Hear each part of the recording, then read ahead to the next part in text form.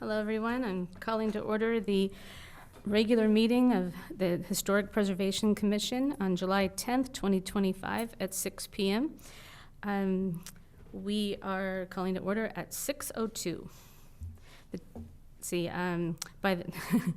I always wanted to read everything. Members of the public wishing to address the Historic Preservation Commission on items appearing on the agenda are requested to complete a speaker's card if in person and file it with the secretary. Cards are available in the lobby. Speakers should state their name for the record and limit your comments to 3 minutes or less. Okay. Do you want to do a roll call? Chair McHatton. Here. Vice Chair Sims. Here. Commissioner Akins. Here. Commissioner Basasha. Here. Commissioner Walker. Here. Commissioner Moore. Here. Let's stand for the Pledge of Allegiance. I pledge allegiance to the flag of the United States of America and to the republic for which it stands, one nation, under God, indivisible, with liberty and justice for all. Thank you. Before we go on, I would like Vice Chair Sims is going to just acknowledge the passing of a fellow commissioner.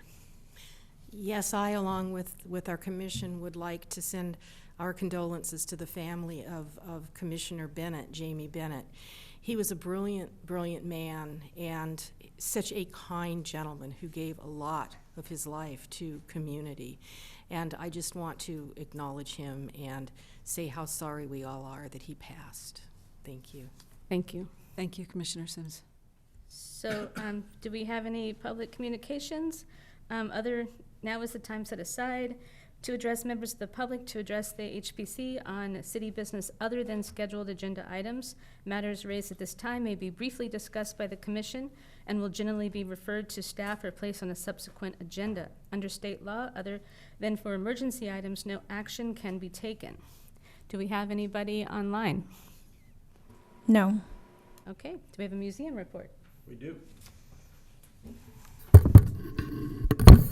So museum report, this is from Wendy Barker, Executive Director for the Ojai Valley Museum. She stated, we are working on the banners for HPC to use at Ojai Day.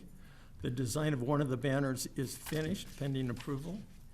She said we need some additional images from HPC as indicated in an email to the committee. I did not see that email. As far as the museum goes, this coming Saturday, they are having Summer Fantasia. Guest of honor will be the puppet that was, I believe, in the Ojai Parade. Summer Fantasia is an all ages event this coming Saturday from 7 to 10 p.m.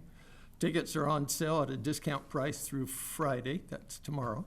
And the price is $30 for adults, $15 for kids, and then goes up to $40 and $20 at the door on Saturday. And next week is the third Friday, and they have an artist that's coming and we'll be at that. So good things coming up this Saturday. Fun things for the kids. It's been one of the things that we've noticed over the past couple of years, 2 to 3 years, with a younger board that's in there, is that we're getting a lot of families. Lots and lots of families and kids. This is one of those events that's specifically aimed at families. So thank you very much. And then before we start the agenda, I had spoke to Maura about pulling item number 5 from the agenda, or not item number 7. Is that what it is? I'm looking at the minutes from last month. Last month when we discussed it, the motion was that Chair McHatton moved and Vice Chair Sims seconded the motion to not nominate the Arbolada rock curbs as a landmark, and as such, remove the item from future HPC agendas, and also to allow Commissioner Akins to continue investigating the idea with the Arbolada property owners. So what I think would be more clear, because I started getting emails from property owners again, like it's a HPC project, is to have Commissioner Akins discuss this and commissioner comments and update the commission on what he's doing, but this is something that he is working on with the property owners, and it's not an HPC project. So I'd like to pull that item.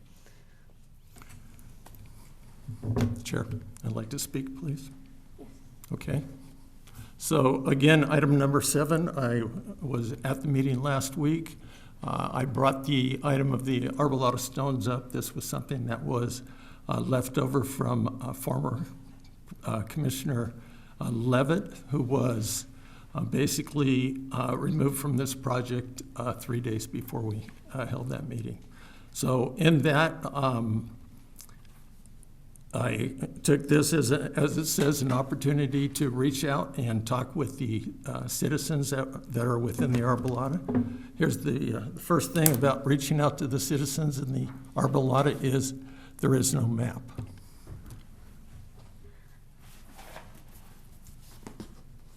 So can we save this for commissioner comments? Yeah, I'm not going to talk about this in commissioner comments. This is an item on which I was giving the invitation to reach out to the citizens of the arbolata, which is what I did, and so I'd like to report back on that for item number 7. Maura, can you give your opinion on this? Because I'm a little confused here. Well, in watching the meeting, the previous meeting when this was discussed, what Chair said as far as the item being not placed on the agenda, the future HPC agenda, as an item is what I recall. And then what the direction was for Commissioner Akins to inform the community about the process. And then they could take up, if they chose to come forward and nominate or proposed nomination for the rocks to be a landmark, then they would have the opportunity to do that.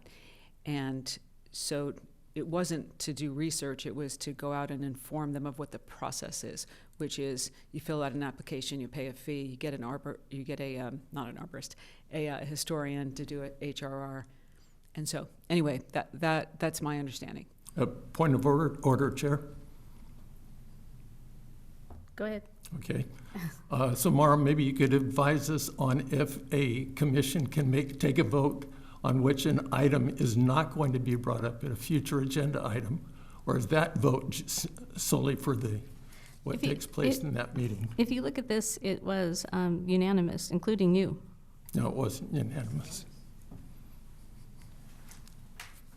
The vote, whether it was unanimous or not, the vote, my understanding is the vote was to table this except as an HPC item, and for a commissioner, well, actually it was going to be me, to inform the community or a member of the Arbolata residences of what the process would be in order to nominate the rocks as a landmark. And then after the meeting, I reached out, and honestly at this moment I don't recall whether it was to chair or which commissioner, is do you have a contact? Because I didn't have a contact. And when we received like 27 emails, I wanted a contact to let them know what the process was. And Commissioner Aiken's understanding was, I believe that he was going to reach out. And I said, well, no, it was staff. And however, then I went to the handbook and I quoted the handbook in an email and said, it is appropriate for a commissioner to reach out to a community member regarding process or whatever. I don't have the email in front of me. And so I'll hand it over to you and I'll step back. Again, that was to inform them of the process. It wasn't to do research, which would be left up to a historian if, in fact, the community decided to nominate the rocks as a landmark. Now, it's on the agenda, and as lots of information came in, staff, I, and Gina, the chair, spoke about the agenda, and the chair decided to pull the item. Now, if that requires a vote to pull the item, then we can do that. And again, after the last meeting, this isn't an item. There's not a project. There is no project. The HPC voted to not take this on themselves. They voted to inform the community of how to nominate it if they chose to move forward with that. So I think we're in a little bit of a conundrum at the moment, because the item is on the agenda, but it's not supposed to be an item that the HPC is working on. We have not been, it didn't get voted on for us to work on. Does it stay on the agenda tonight for a commissioner to report on the research that he's done? Well, it was never voted for him to do research. So I think that it would be appropriate to pull it, because the HPC did not decide to have a member of the HPC do research. May I respond to that, Chair? Can I just say that I do want to say that I am very happy that you are doing this research, even if it's not through an HPC project, because it's something that you're working with the community and you're learning information that is very valuable. So it's not that I am trying to shut you down or the project down. I just want to be clear of the motion and how we are planning to go forward with it. And that was that it was more like a Terramino, where it would come from the community. And I had mentioned to you earlier that you really were the only person on the commission, I think, at the time when Terramino happened. So you have that knowledge of the process. And that's what I'm hoping that you can take this information and the process and help the community, if they want to go forward with this, to go forward with it. But I don't see it as we were clear on our directive, so, but go ahead. Okay, so again, people are aware that I have been working on this since. I will also remind you, perhaps you didn't know, but when I came to the meeting, the previous meeting last time, I had been working on this and other things. Then my son, oldest grandson, was graduating from high school. After 3.5 hours, I got up and I drove to Santa Maria so I could be there and get there early, as I was instructed to do, in order to get a seat. Went to that, and then I violated my number one rule, which is that family is everything to me, and I left my grandson to come here and be a part of that meeting, driving back from Santa Maria to be a part of that meeting. So, yeah. So again, going what you're telling me, my responsibility was to approach the owners, approach the citizens within the Arbolada, and to see if they had any interest in doing the landmarking, and to assure them that that responsibility for that kind of work and meeting with the community was in their hands, not in my hands, not something I was going to do. I repeatedly said in updates that I gave to Mara that I was limiting my contact with the community because I wasn't going to go out and contact the community and bring them in until I had further support from this body, the HPC. Repeatedly said that. So I have talked to 4 individuals that I knew beforehand, that are well known within the community. I explained to them. They were the ones who, keep in mind too, that at that meeting we had 24 different entities, different people who sent in emails saying that they wanted to see the stones protected. Now, part of that, for a couple of them, there was a misunderstanding on if the city was doing something at this time. That was quickly doused. I will tell you, since then, along that line, I have talked to individuals, council members, the city attorney, about the 3 times where the city had, in fact, moved towards removing the rocks from that point. Can you clarify that you're contacting the city attorney? I did. I waited 5.5 hours to catch him after everybody went home and asked him if I could ask him a question. I think that whether there was a misunderstanding even though we have a video of the meeting when the vote was taken or not. And information did come in and the item did get placed on the agenda with chair's knowledge. I think it was once all these information started coming in and we realized, wait a minute, this isn't really an quote-unquote item yet. It's just the understanding from the chair and myself, and I know I was collecting information from you, however, the understanding was that you were to go out and inform a person or more. Persons. Or persons Four. of the process of how they could approach the city if, in fact, they wanted to nominate. And so, however, something else has happened now, and so perhaps the commission wants to take another vote and solidify what you're doing. I say that, and as I'm saying it, I'm thinking to myself, actually, that's not the right thing to do. No. They already voted.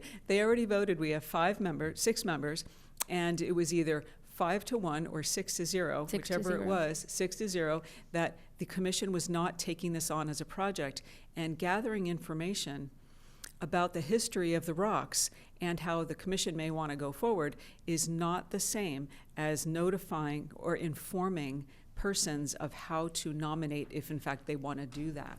And that is, there's an application, there's a fee, and you have to get historic resources report. So I think that we need to stop, or we can talk for an hour about the history that you've received or And- gathered. Do I need a vote to pull the item, or can I just No, pull I the think you item? need a vote to pull the item. Can we take a vote? Yeah. Don't want to do that. Okay.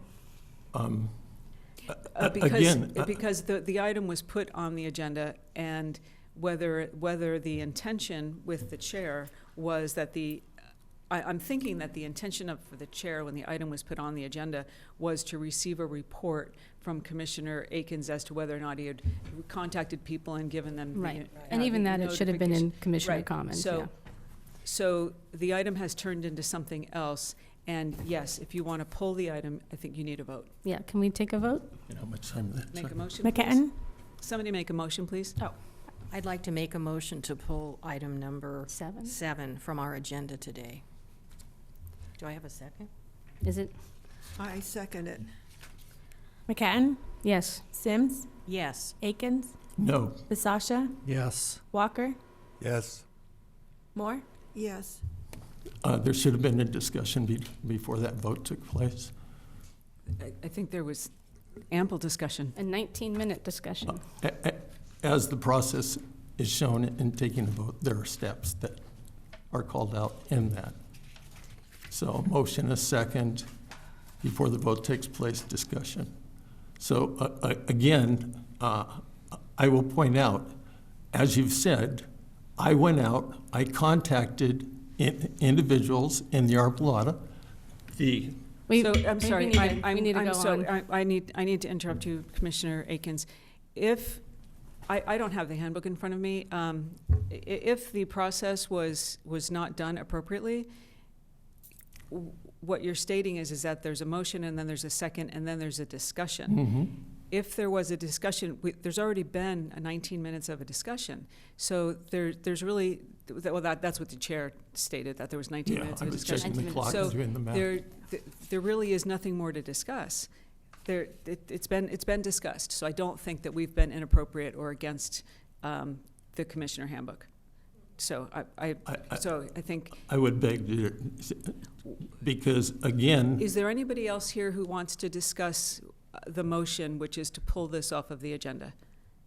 I know that we've already taken a vote, so I'm sorry that I'm going backwards. Commissioner Basasha, do you need to discuss the motion? No, thank you. Commissioner Walker, do you need to discuss the motion? Commissioner Akins, what is it that you'd like to discuss about the motion? I would like to discuss that, what I've done. So let me just point out that No, you can talk during commissioner comments about perhaps, but what is it that you want to discuss about the motion? I was giving, I find the motion is based on incomplete information. Really, you haven't let me continue to explain on what has happened, which is exactly what I was tasked to do, which is to, yes, it was, Vice Chair.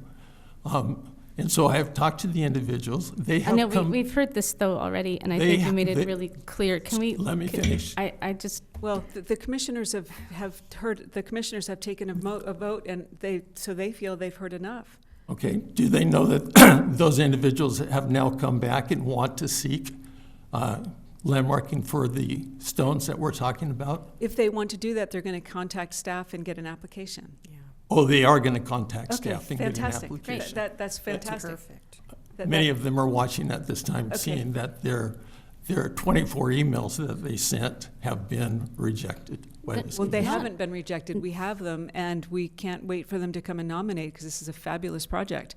We It can't is a wait fabulous to move it project. forward with an application, a fee, and an HRR.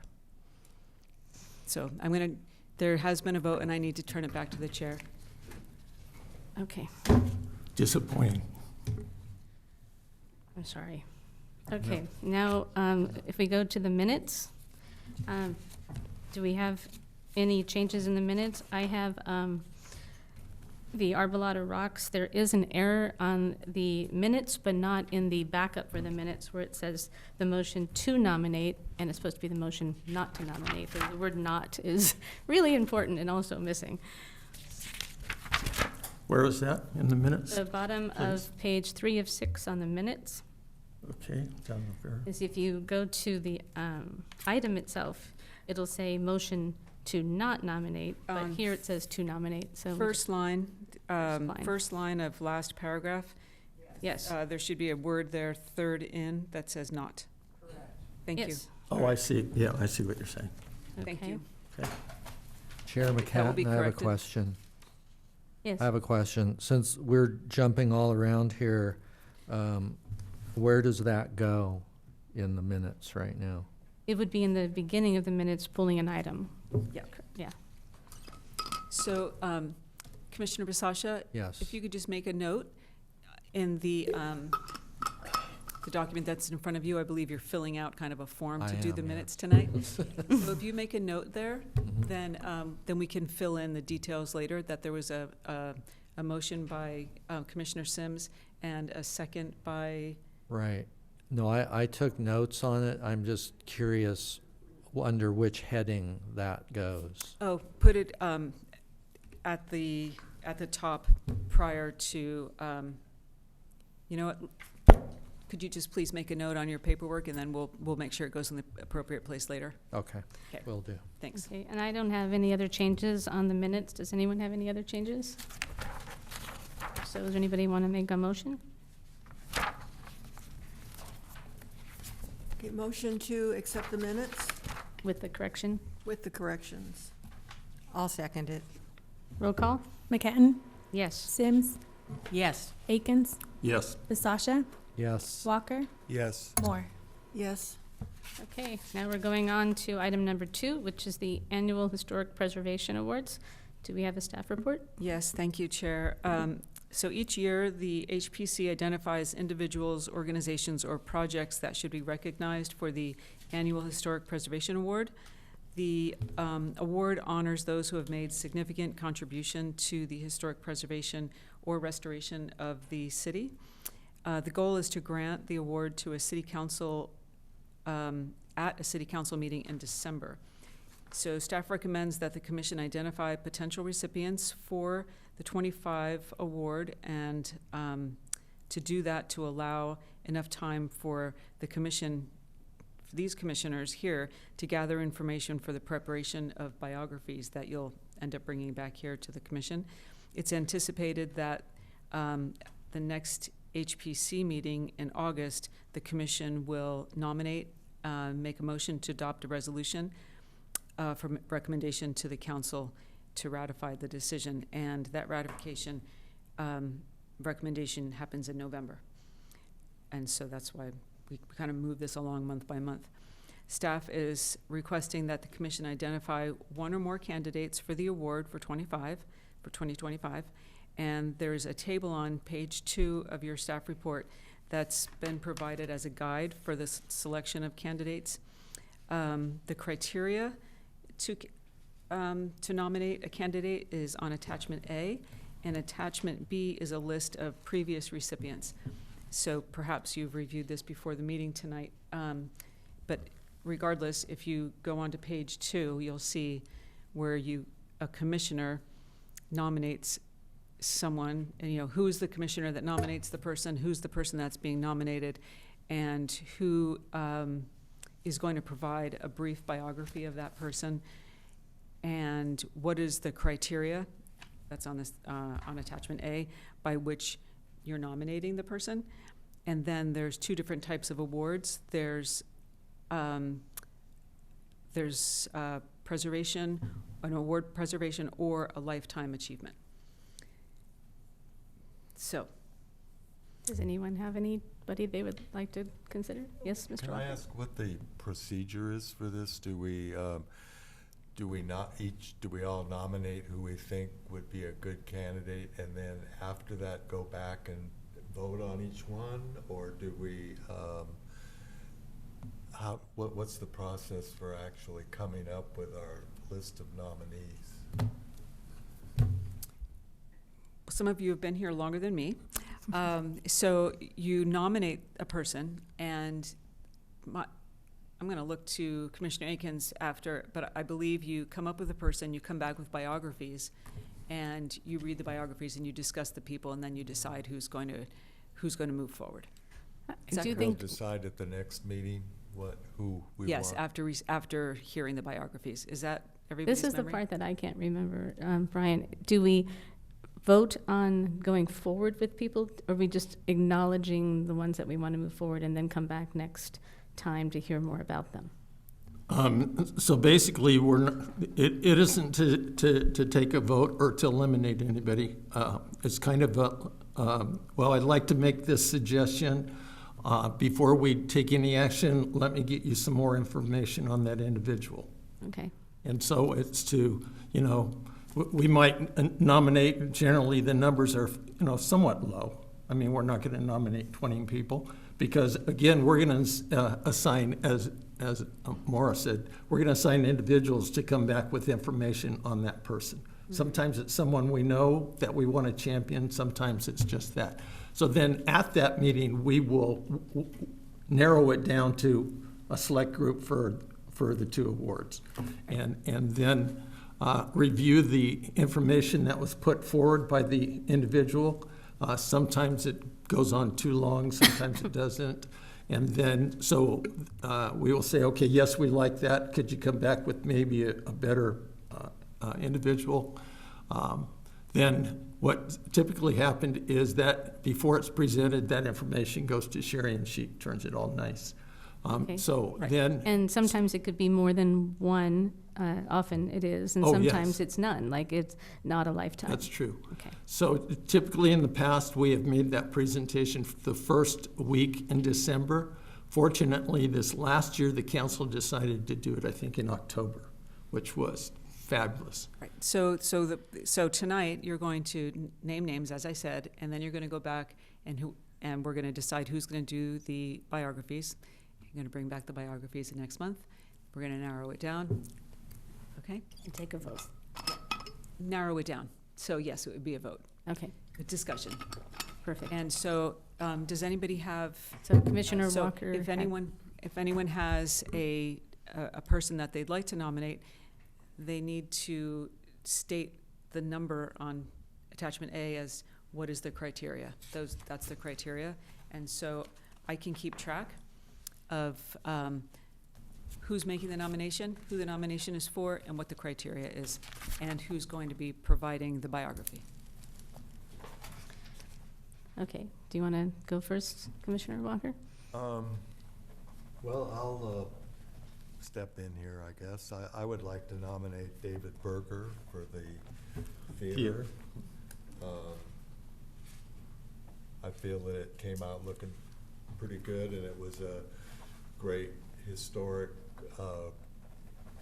rendition of what the building has been over the last 100-some years. So I would nominate him. Would you please provide the number from attachment A? Let's see, I'm thinking would be number 1, preservation of historic resources through conservation and/or restoration of a building or site. I've got others, but I can come back after other people. And that would be for the annual award. Anyone else? Well, I would like to nominate the people who did the El Robar Hotel. I just came from there, and I think they did a beautiful job. I know Eric Good as one of the owners. I don't know any of the people, so. So it's, I wrote it down because I was going to do the same Oh, thing. okay, It's then you go Eric ahead Good, and pick that. Ramin Shamshiri, Jeremy McBride, and Warner Epic. Yep. Epic, yeah. And I would say that would be number 1 and number 7. And this would be for the annual? Yes. I would like to add that both of those, the El Roblar and the theater, are right at the entrance to our city, and could have gone a whole different way, you know, and it's a beautiful way to come into our city. And so I thought this year, especially since we're celebrating the State District, it would be timely to, plus the opening, obviously, but timely also for many reasons. Oh, for mine? I agree. Good choice. Yeah, Anyone number else? 1. Just one. Just number 1. Anyone else? Craig? For the Lifetime Achievement, I would like to nominate the Parsons family, who own and run the Gables of Ojai. They've been a great help in researching and developing our knowledge about those wonderful buildings, and they've kept them pristine. They're almost the way they were back in the 50s when Ethel Percy Andrus built them, so they really give people the sense of what that was like back in its heyday, back in the 50s and 60s. And I just think they've drawn from that history too. When you walk in, they have pictures of the history all over the lounge, and so I think they'd be great. Also, they are opening up their doors to the Doors Open California, and that takes on a responsibility to do that, and so they're Yeah, doing they that were this year. recognized first by the National Trust for Historic Preservation that gave Mark Lewis and I, the museum, the funds to write this book on the history of the Gables. And then the California Preservation Foundation, where we take a lot of our courses, they're having a Doors Open event, and they've got 150 maybe historic buildings throughout California that people can go visit over the month of September.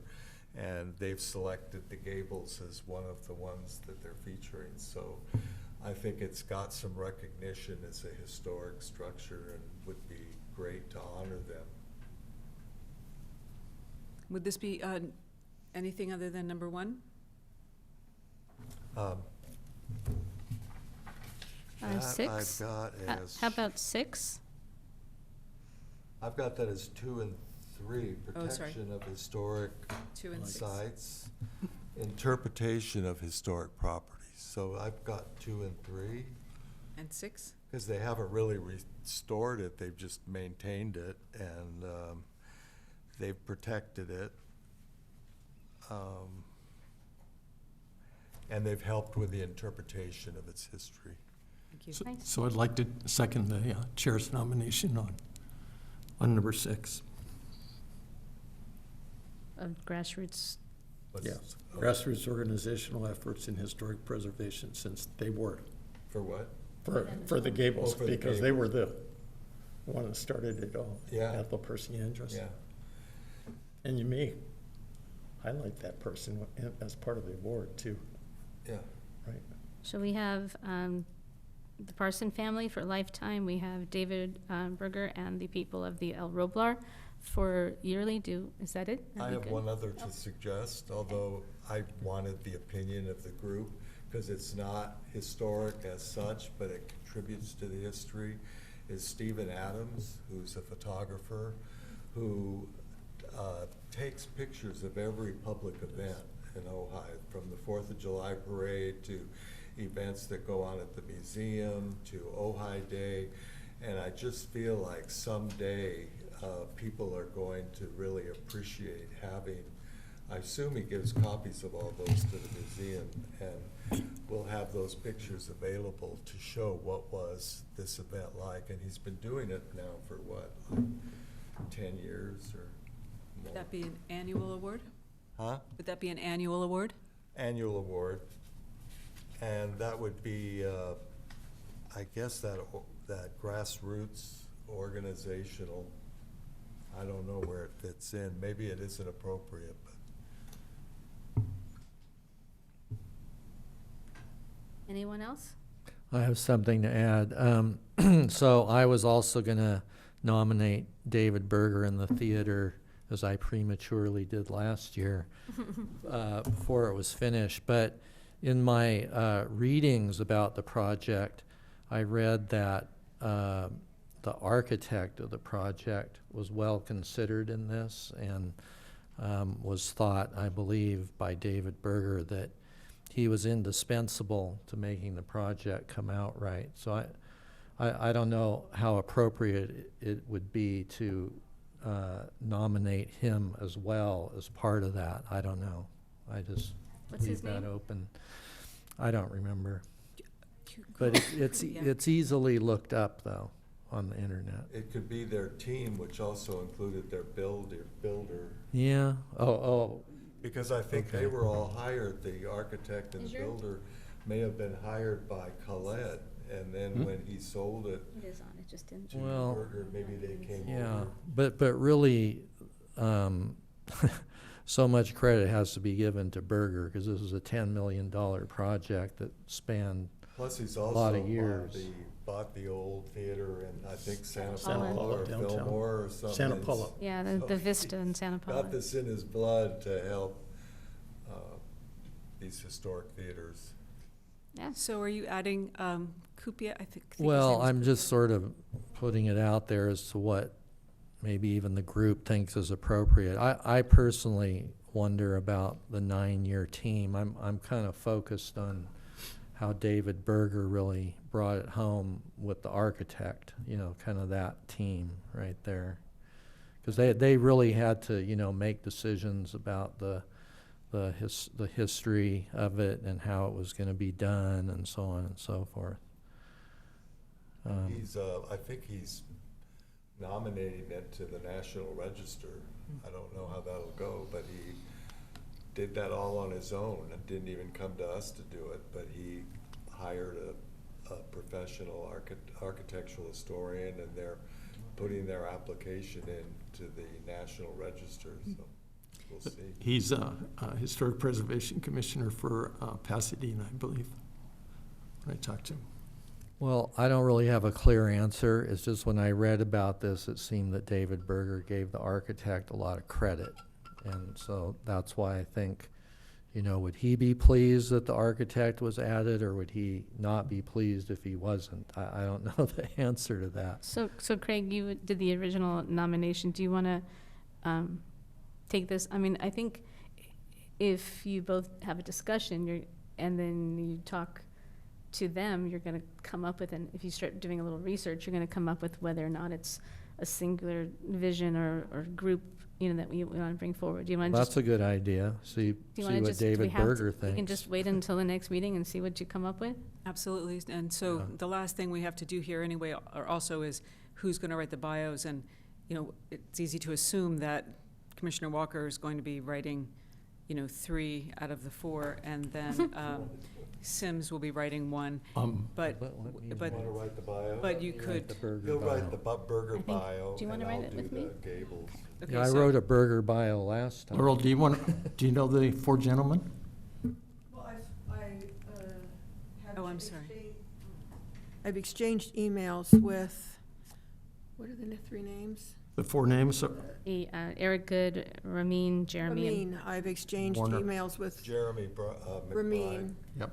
Yeah. So I have his email and phone number, and it was about to talk to him about who they used as an electrician to design all the lighting over there. So, yeah, I mean, I have a little. So bit you of- would reach out to them and talk to Yeah. them and get their Yeah. bios? I said I would help with that, We'll so. do it together. Well, yeah, I'm happy to help. I didn't know all four of them, in dealing with them over the years, so. Yeah. Okay. So, So- I'm just going to read this through. Stephen Adams, Commissioner Walker is going to be preparing a bio. Parsons family, regarding the Gables of Ojai, Walker is going to be providing a bio.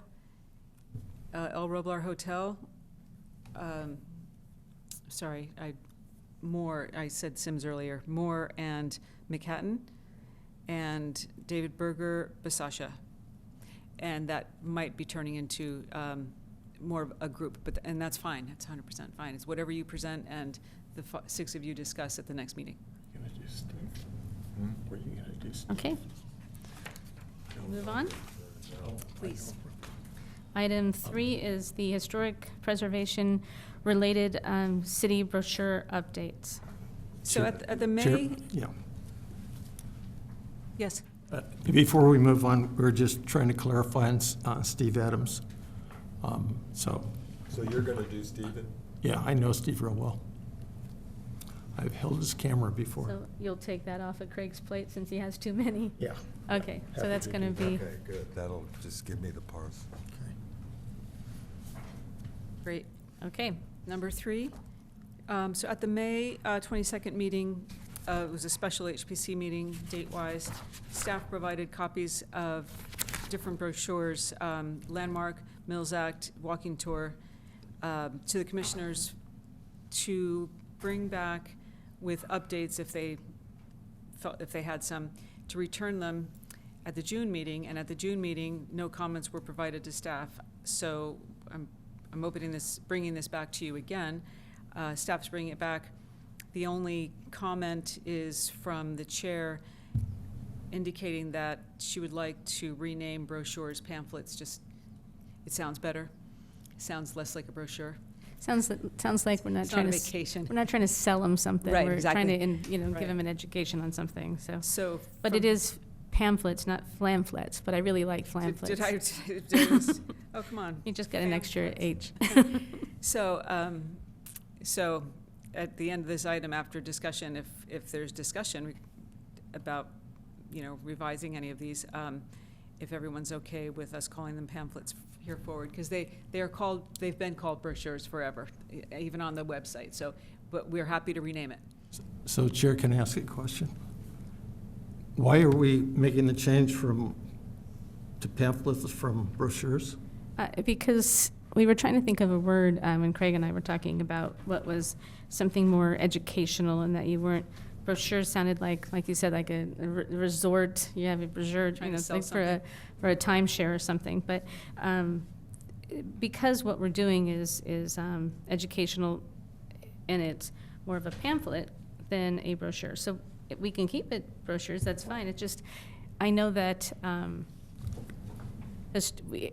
very into the optics, and I just think that anytime we look like we're trying to sell something, it's never a good look. I think it's more like we're trying to educate. So that was where my head was at, but I'm not married to it. How does everyone feel about pamphlets or pamphlets? I kind of like that too. I like pamphlets. When you travel, I think that brochure indicates money. Yeah. And this isn't money. This is go out and see what we have to offer, and it's free.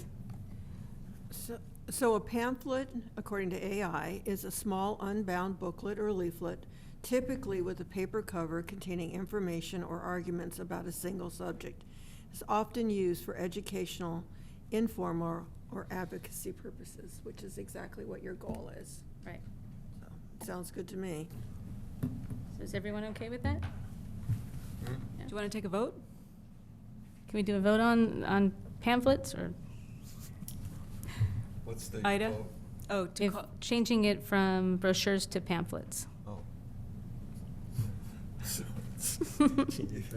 I'm good either way. Do we need a roll call? yeah, Ida, do you want to take a roll call? McCann, Yes. Sims, Yes. Akins, Yes. Basasha, Yes. Walker, Yes. Moore. Yes. Okay. They are forever more pamphlets. So now, Does anyone have Can I adjustments? say something Yes, about the please. walking tour and the landmark? I sent these to Elise DePuy, who you don't know, but she was on the commission. And I think she even wrote up the walking tour, the original one, and maybe even she did but the she said she revision. didn't. So I just said, suggest changes if you see anything. Well, she actually, in her computer, using Publisher, is that what you use? She wrote the whole thing up and actually has it all, everything. It's not that many changes, but, so I don't know how you want to do that, because she went and added some things where a business has changed its name, and she changed little tweaks on the wording, and she did a great job, so. And I went through and I tried to mark up on the original one the places that she made the changes so you could see them.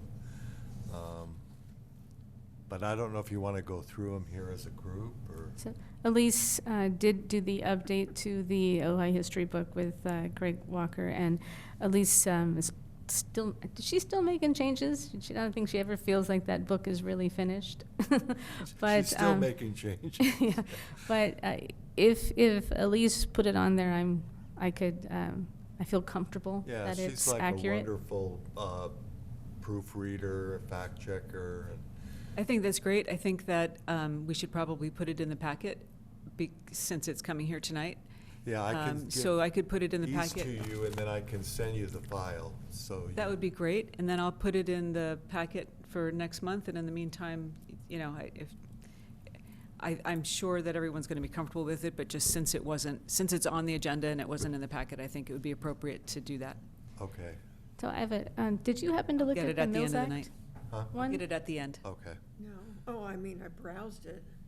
Okay, I'm just, the one that she didn't look at because she felt like she didn't have the knowledge was the Mills Act, correct? The Mills Act, but she did do one on the landmark, but I have changes that I'd like to see on that above and beyond what she did. I don't know. Okay. So do you want to tell us your changes? Huh? How do you want to do that? Do you want to tell us your changes and? Well, you could do the same thing. I put her changes here, but mainly all she did was added the more recent landmarks, because it left off on number 25 on the original, and she added more, and she also kind of rearranged the text a little bit. But, so you've got the list that you could just add to it. And then the one thing I thought was important is that. This one's on the landmark? On the landmark, is that on the middle part of it, it says, that doesn't ever mention the other benefits that the city gives that you've been talking about for the historic, like these possibilities of doing a lot split and all these things. I don't know if we want to mention them there or just say there are other benefits that can be discussed with staff, but they're not mentioned. But in the ordinance, there's a list of things that people can do to their property that are benefits or incentives for them to landmark that aren't mentioned in here. Also doesn't have the California Historical Building Code. Yeah, that would be one, but also there's, let's see if I can find it.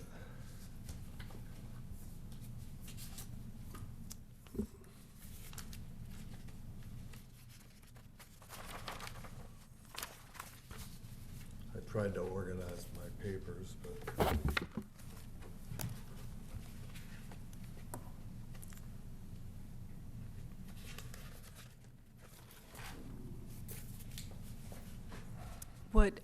What I think is appropriate is for changes to be highlighted.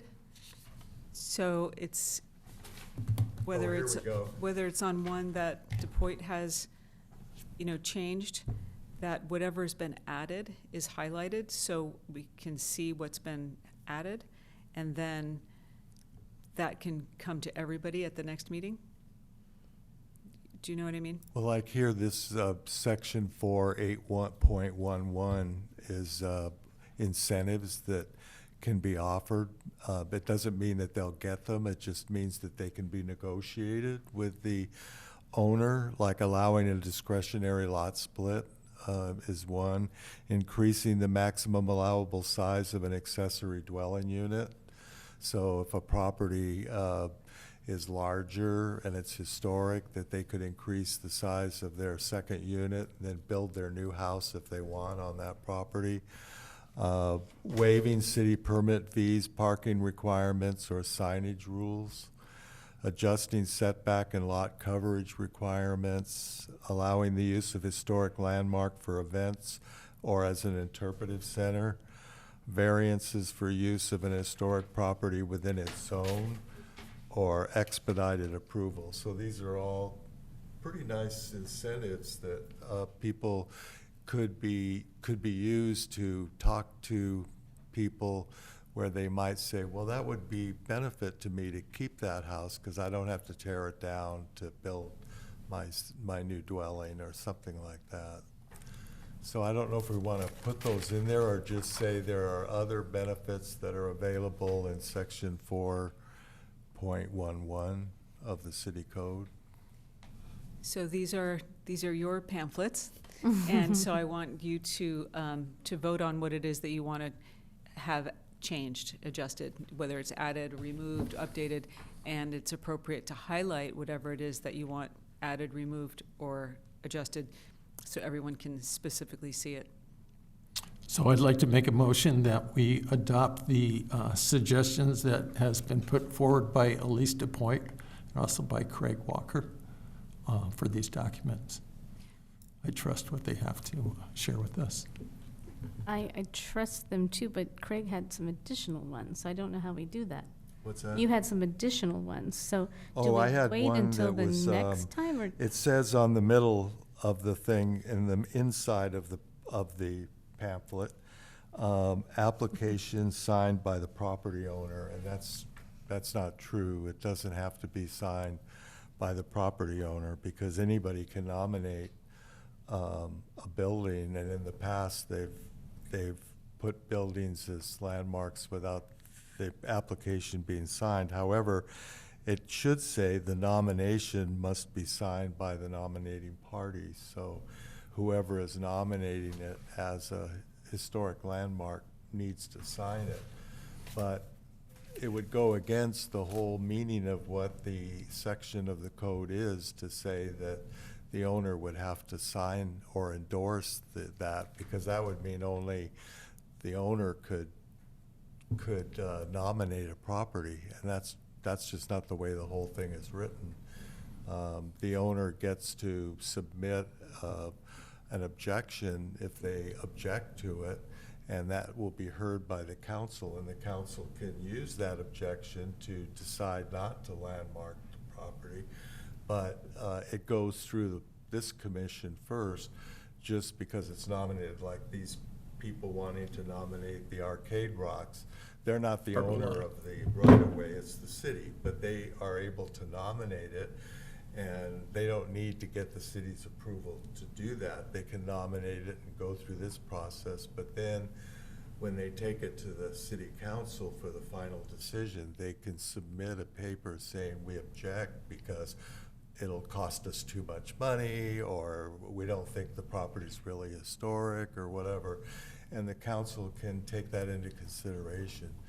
That's kind of what happened with the school district and some other properties. So anyway, I just think that might cause confusion and lead people to believe that they can't nominate a property unless the owner agrees with it. So I could just say that the application must be signed by the nominating party so everybody knows who it is. So Chair, can I modify my motion? Well, Sure. I have to interrupt because we can't approve something that hasn't been put in the packet. Right. And so what the assignment was to come back with adjustments, removals, additions, or adjustments to be given to staff. Staff will take them and bring them back to the next meeting, and everyone have them in their packet. And I've just asked a few minutes ago if they could if you would please highlight what it is that you're adding, subtracting, or adjusting, so everyone can see it, including the public, and then you'll take a vote on it. Okay. Which is what my motion was, that this information be submitted so that it can be included in the draft. Thank you. I thought that Pamphlets or previously you said portfolios. previously you said, before you wanted to amend your motion, it was to approve what had been written by Sorry, DuPoit. to And- approve for it to be Right. submitted to be considered in the next meeting. Perfect. Thank you, Commissioner. You're So welcome. my recommendation is that we change that wording and that we also add the wording that the owner may file an objection. So please do that and highlight it and submit it to staff so it can be put in the packet. For next month. Mhm. You can send it to me in email or you can hand it in I today. don't really get what I'm supposed to do. You're supposed to make an adjustment to your pamphlet and give it to staff. So then I can give the pamphlet to everyone at the next meeting, including putting it on the website. So that could just be So you're gonna scan writing this. directly on it. You don't have Yes. to go and redesign Well, it. correct, I don't want it redesigned. I need to Right. see it highlighted so we know what's been changed. If it Got it. just gets redone, then who knows what was eliminated or added. So DuPoit went and changed it. I don't want something just changed. We need to see the changes, right? We all have to see what's been Well, changed. I marked them on the sheet. Perfect. Then if you could give them to me, that would be great. Thank you. At the end of the meeting, that would be perfect. Okay, and then in a So, yeah, just- handout that came from Brian, from Sherry, that had a brochure that's now a pamphlet regarding state benefits to property owners. I would like to take that and make it into more of a pamphlet and bring that back as well. Perfect. Okay. So that will be, instead of being part of the celebration for the state district, I want to move the benefits over to the pamphlets where it belongs. Because it's another one, will be another one of our pamphlets, rather than part of a celebration of Ojai Day. It didn't fit there. Okay? Everybody I'm okay with kind that? of like Elise, I don't know that I know enough about the details of the Mills Act. I noticed, Brian, you had something you had submitted. Isn't that you put this out? Yeah, right now, for me, that's on pause, Oh, so that's I have not- other things that are, That's I not have, for this. yeah, purpose. yeah, I worked, did a lot of efforts to get the Mills Act put together. So it's on pause. So did you We'll just make- put it that way. Did you make changes on this directly? I did not, Okay. because I was focusing on the information that was going out to the Mills Act owners, Right. rather than the pamphlet itself. But I'm happy to look at that when I Yeah, get the back to same. that. When you come, yeah, if you can get it tomorrow. By what date? By Friday? Actually, I was going to do this at the end of the meeting, not pointing at anybody, but we have a 2-week prior to the meeting is the last date to give me anything. It was like the I 25th? cannot get in the packet if I don't know. 2 weeks before the Thursday meeting, 2 Thursdays before is the drop dead date. Okay. Okay, so by that date, we are going to physically mark it up, and all of those different markups will have, like, maybe you could write who it's, you know, this is Craig's, and this, you know, you can write your name on it, like we're in school. Well, And then because they're all there's gonna be a bunch of different ones for each one, so then we can go through if Laurel has any, and then we decide if we want to have, and then we'll just move along the table and go through the brochures for the changes. Yeah? I think so. Okay. So we're not really doing a motion today. We're Correct. all right. So, and this is the revisit, now we're on item number 4, the revisit timer for commissioner comments. Right, so at the April 10th regular HPC meeting, the chair requested that, at chair's request, actually, there was an item on the agenda for discussion and vote, and that was to have a timer for commissioner comments. And it was voted on and decided that it's for 3 minutes. It was decided that you guys would try it for a bit and then come back at this meeting and discuss whether or not it's working and vote again in favor of continuing the use of a timer for commissioner comments for 3 minutes.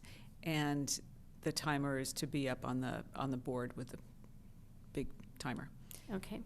So, Just like that, Here now. It's been gone every single time. there every it is. time tonight, or Oh, since we talked about it, it's been not able to be worked, and now all of a sudden, like that magic, it's there. yeah, because we figured we got it working.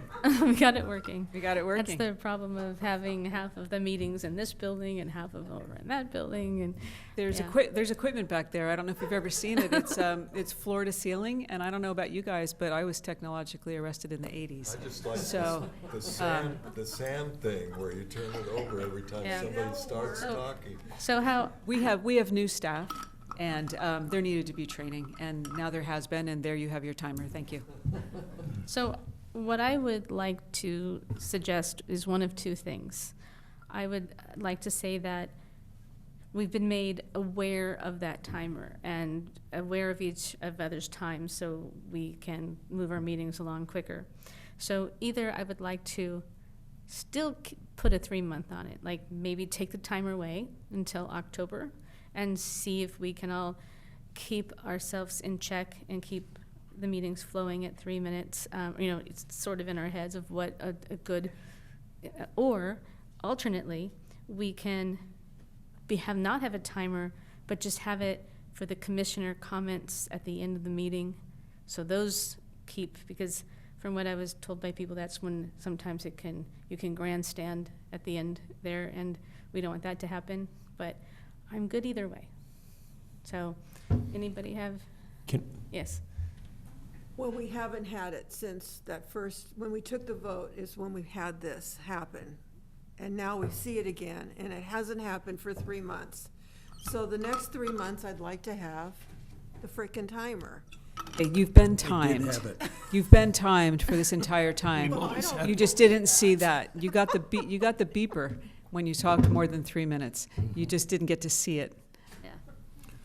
So Chair, I have a quick question. Yes. So 3 minutes on our meeting, this suggestion was made shortly after the joint council meeting. The council has a 5-minute timer rather than a 3-minute timer. So I'm just wondering why 3, why 5? At the previous meeting where you discussed this, I was with the grandson, and he did set the record.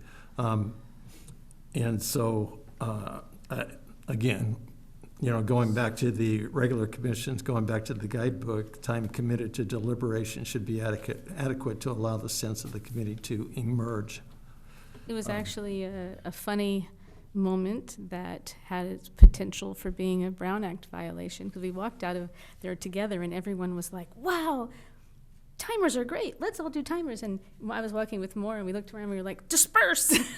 and that's where the 3-minute timer came from. We should bring a 3-minute timer.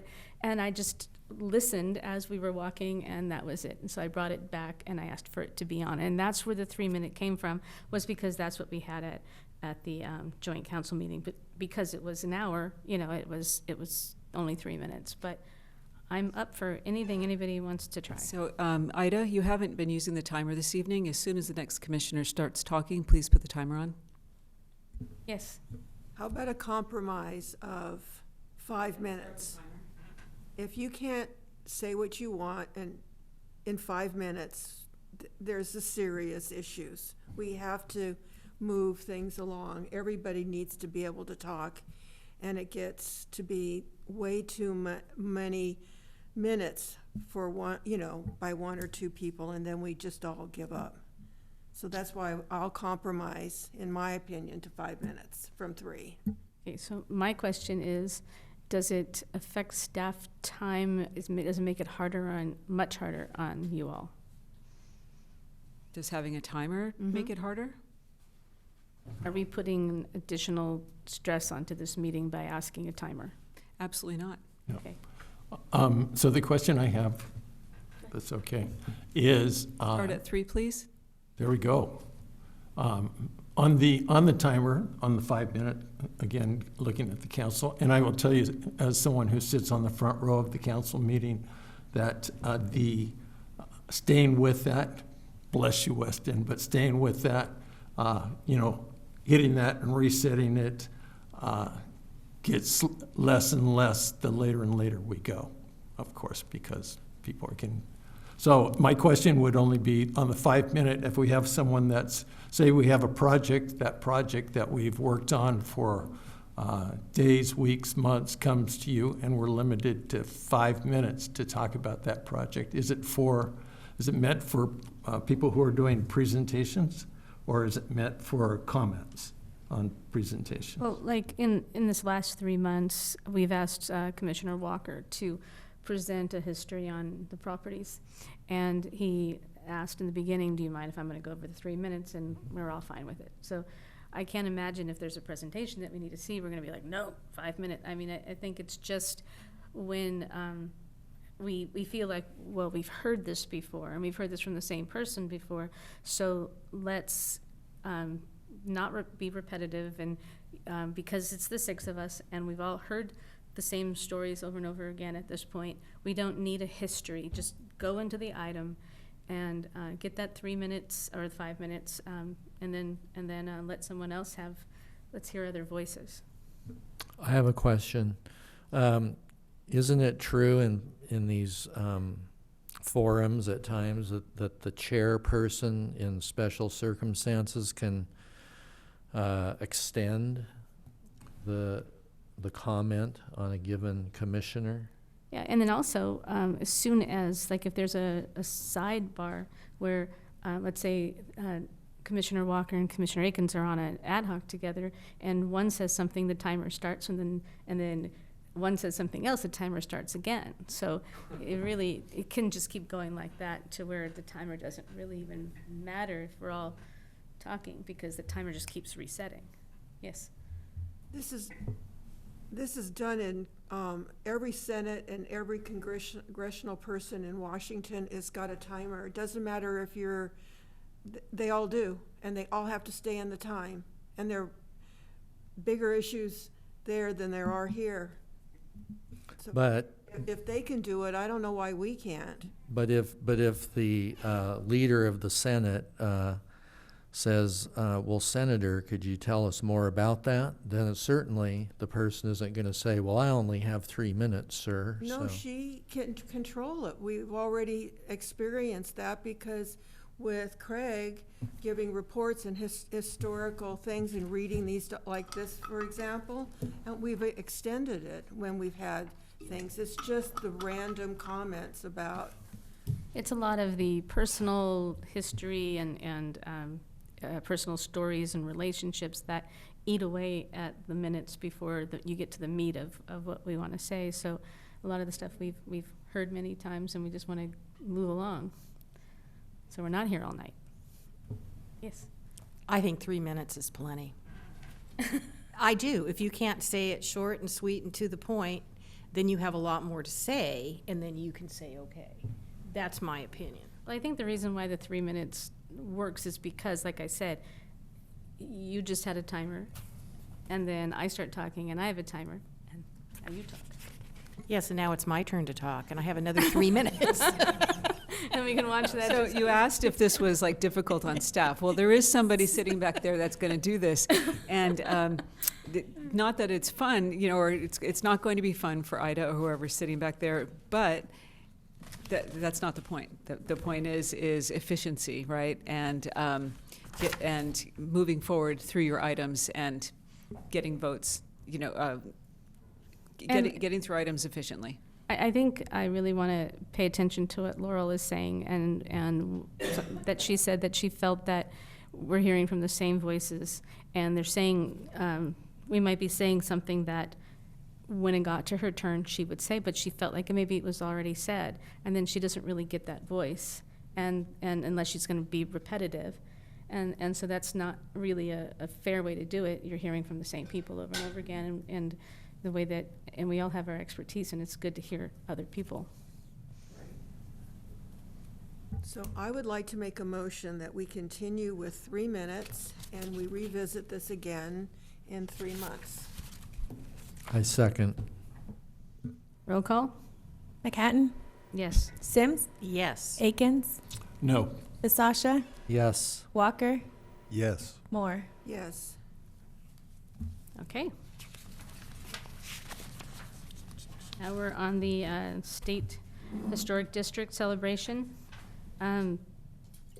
We had some money left over from the 24-25 budget that we wanted to use for education, reach out, and celebration. And so we are working with the museum and Roger at the museum and Wendy helping us create banners for Ojai Day, and we can use them for other times we speak. And so those are something that we're currently working on, and that is, we got it just under the wire. And then we also got the plaque build just under the wire. And you can see the Commissioner Akins included the final version of it, and there's also on an email that came that also showed the invoice. And everything is perking along. We're working with the museum. Wendy is going to be doing a slideshow presentation that she's going to be creating at the museum, and we are in between, the museum will be in between exhibits, so she had the ability to have our slideshow of the history of Ojai and the downtown, focusing on the State Historic District. And then we still plan on doing the jail. And I left a message with Christy, but I have not heard back. I actually left it, it was the day, Rivera? It was the day before 4th of July, and on the message I was like, please don't, obviously, this is not a good time to just after 4th of July and get everything, please give me a call. So I haven't heard from her yet, but I will reach out again.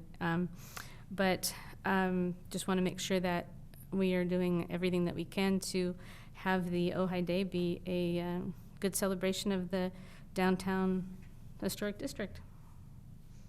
Yes. I was curious if you guys know when the plaque will be finished. Is it going to make the deadline? I mean, we're going to have the bronze done? Commissioner Akins? So I just talked to Aswell Trophy. I talked to Trevor Ashton, born and raised here in the Ojai Valley. And he told me that it is in process, and I'm pretty sure he actually said it's already been paid. Again, this is because we had to get everything in by the end of the quarter. So I pointed out to him that was why he got the check already. Don't get used to it. And so it is in process. It has to go out to be cast, and that takes quite a bit of time at times. That's what I was curious about. Yeah. If we were physically going to have it. Originally they said 4 to 6 weeks, which was in time, for us to have it by Ojai Day. But I will try to give regular updates on each commission meeting. I see Trevor regularly. So I was talking with Maura about how hard it is that we have staffing just for the jail, with the was 5 of us, but now 6 of us. And how, we have a lot of events going on. If we want to have representation at the museum during the slideshow, that's a person. If you want to have, want to have 1 or 2 people at the jail. If we have a booth at the Ojai Day, I mean, there's things that are going to all happen. That's just us. And then if you add city council and city staff, they all are going to have obligations and things that are doing on Ojai Day. They're going to be seeing people doing their booths, doing their, So we talked about maybe the night before or the evening before when they're doing the mandala painting to invite the city council and the commission and city staff to do the ribbon cutting and unveiling of the plaque then, because otherwise we can't be there. We can't figure out a way to get us. We'd have to leave the jail open, unlocked, and we can't. It doesn't make any sense. So It'd the also only be way very to crowded. do it. It'd also be very crowded. Yeah, and it'd be really crowded on that corner. So that was something that Maura and I came up with, and I want to know what you all felt about it.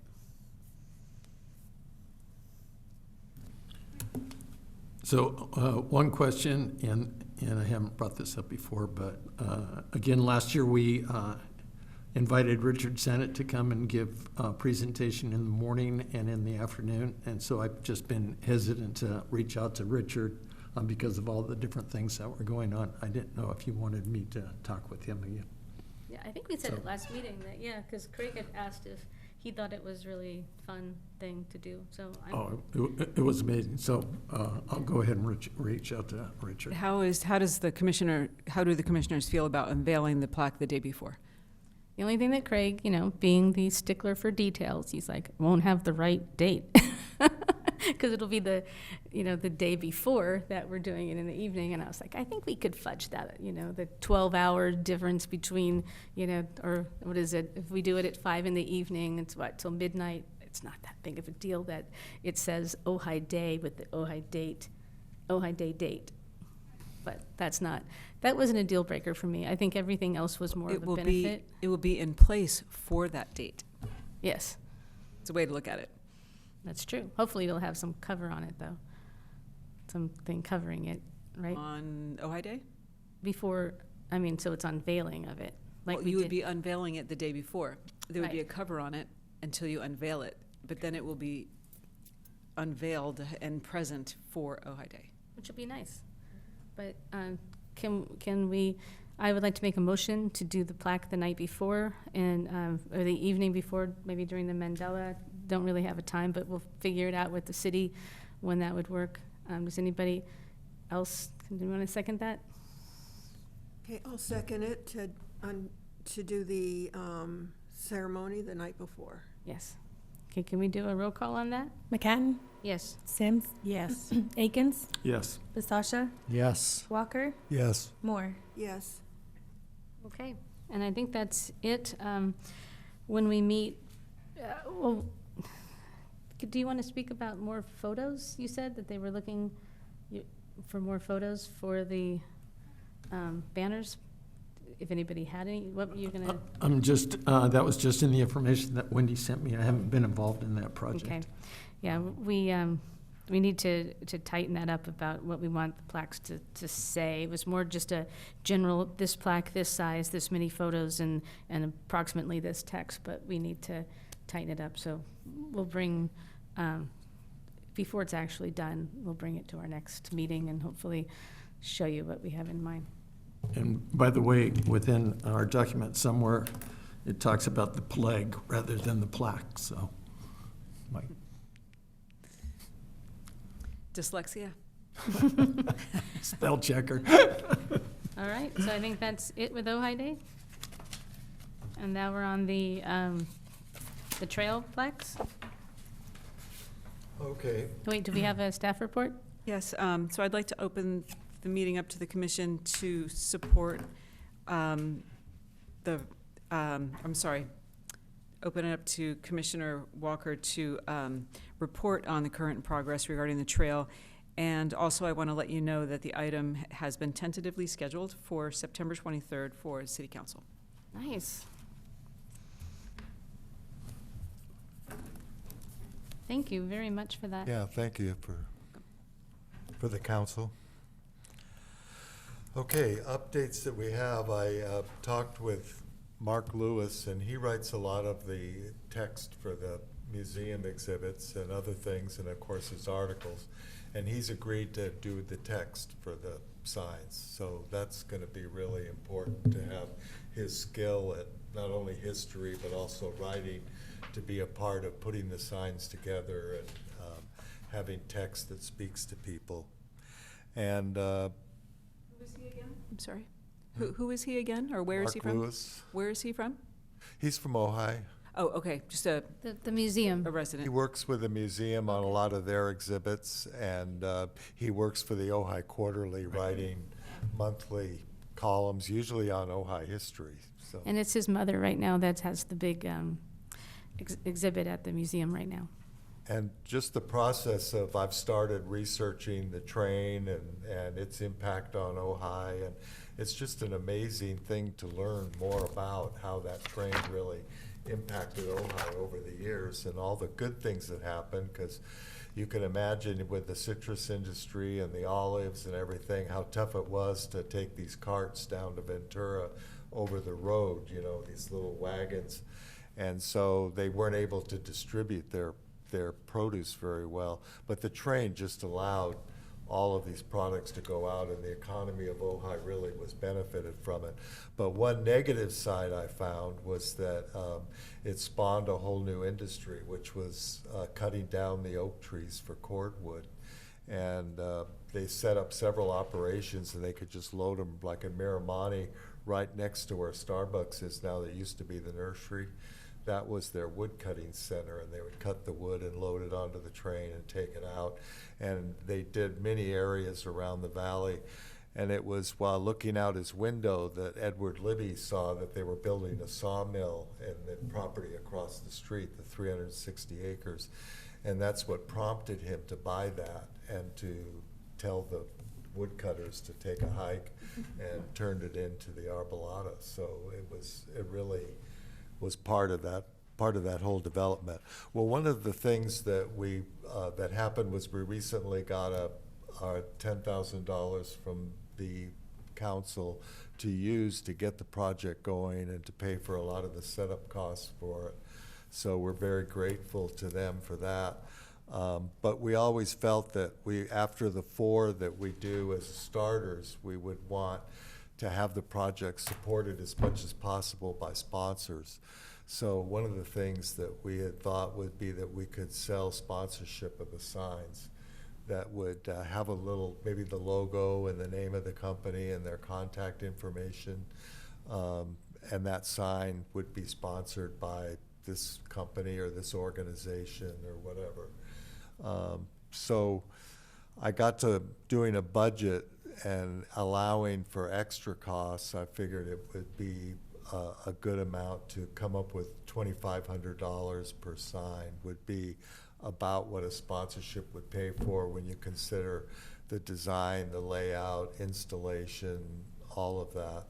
So I'm not really sure how to go about this to get that as something that we can collect money from sponsors for these signs.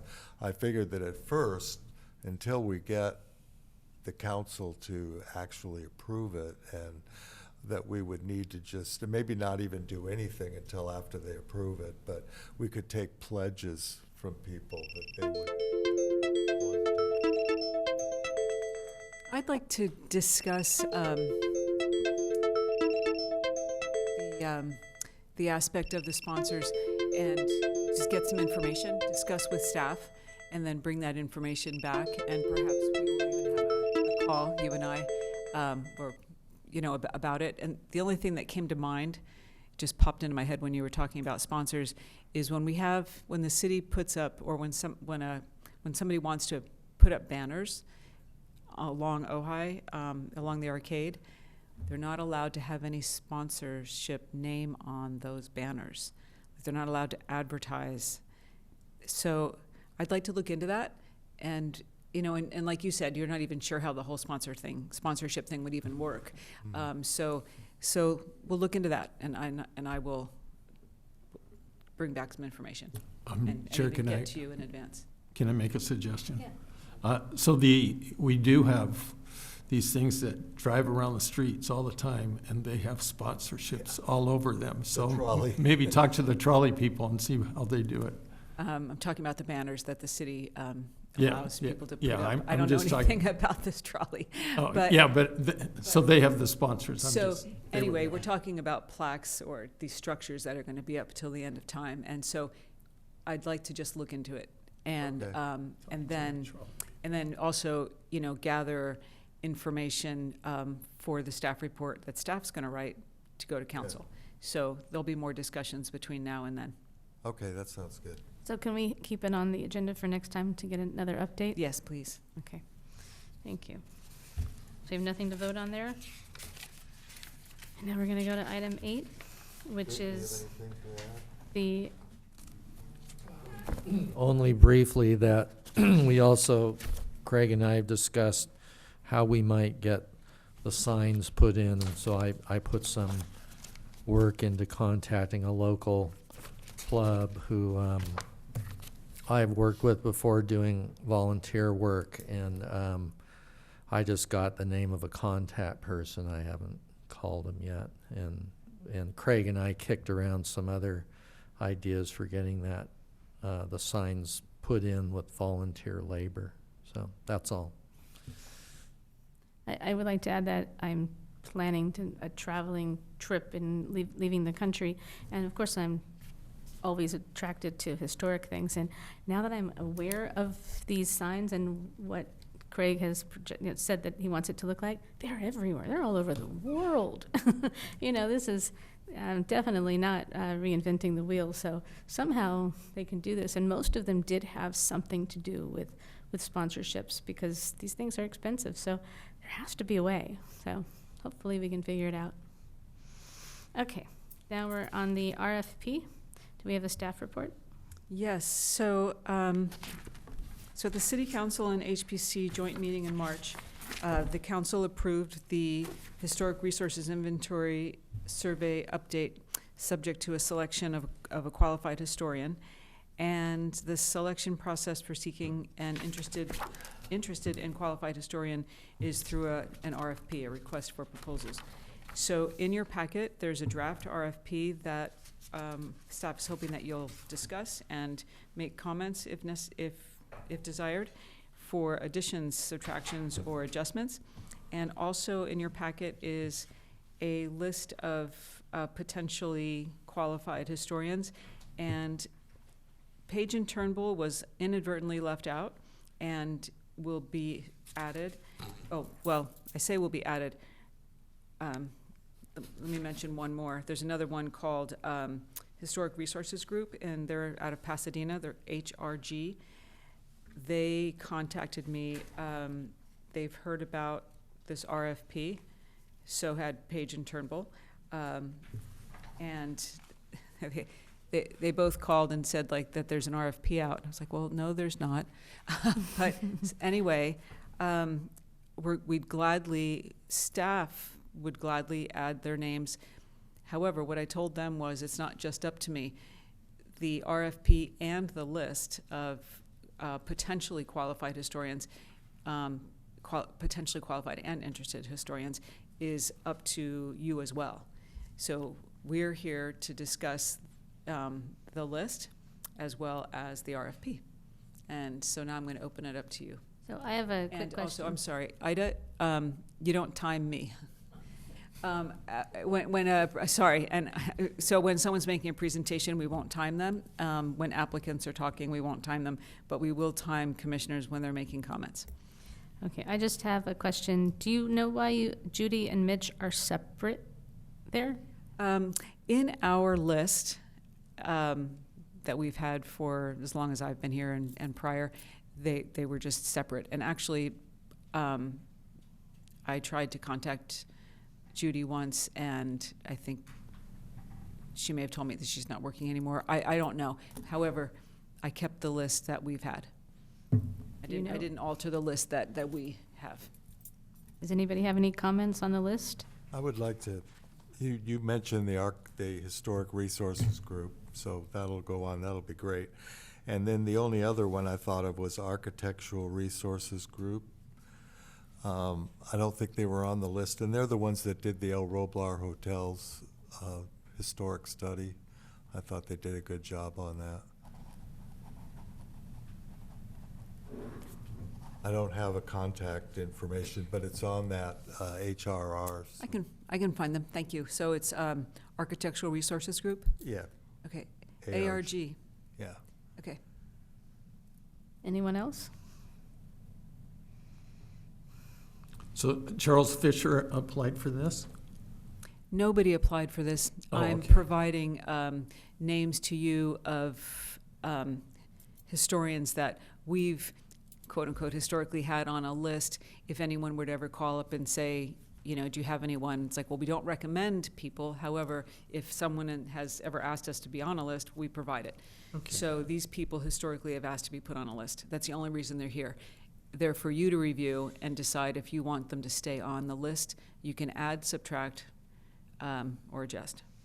I'm sorry. I would like to thank Maura. I know this was, you had a very busy month, and I really was pushy about this. And You were very pushy. yeah, but thank And you. look, here it is. Thank you very much. Oh, you're welcome.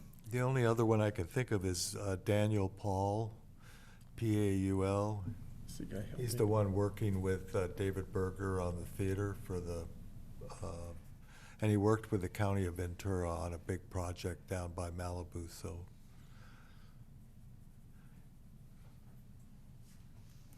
Anybody Yeah, I've else? talked to him a couple times too. He's very nice, very helpful, and Very good, yeah. very informed. Anybody else have any comments about the letter or about the list? No. Yes. So when this goes out and you start getting people's back, then what happens? Does it come back to us to look? Right. So you're also going to talk tonight, hopefully, about the draft RFP. And once it's finalized, I'm going to send it out to everyone that we've all discussed is you want it to be sent out to. And then if they're interested, they'll send back a proposal. And through that proposal, we're going to determine whether or not they're qualified and also just review what they have to say and what the cost is. And yes, you will be reviewing all of them. You're So going to be a part of the whole process. it's not going to be dependent upon cost, so the city won't choose the cheapest one. No, you are going to review all of them. Okay. And Then who chooses? collaborative, we're going to choose. I mean, if we, including you, are going to, when I say we in this room, I'm talking about you two. So it doesn't go back to the city council or to the city manager, anybody? It comes here. You know, the city council has already approved that you go through this process. And so, you're going to choose, who. Now, you're going to get staff's input That's what I was as just to gonna who's, say, yeah. right, as to who's Yeah. qualified. And so it's a collaborative effort. Okay, because I just want to make sure that who we choose does a really good job. You are going to have input, Really good job. you're going to have input starting, yesterday and till the end. That's a for sure. I don't have any changes on the letter on the RFP. Does anybody have any changes?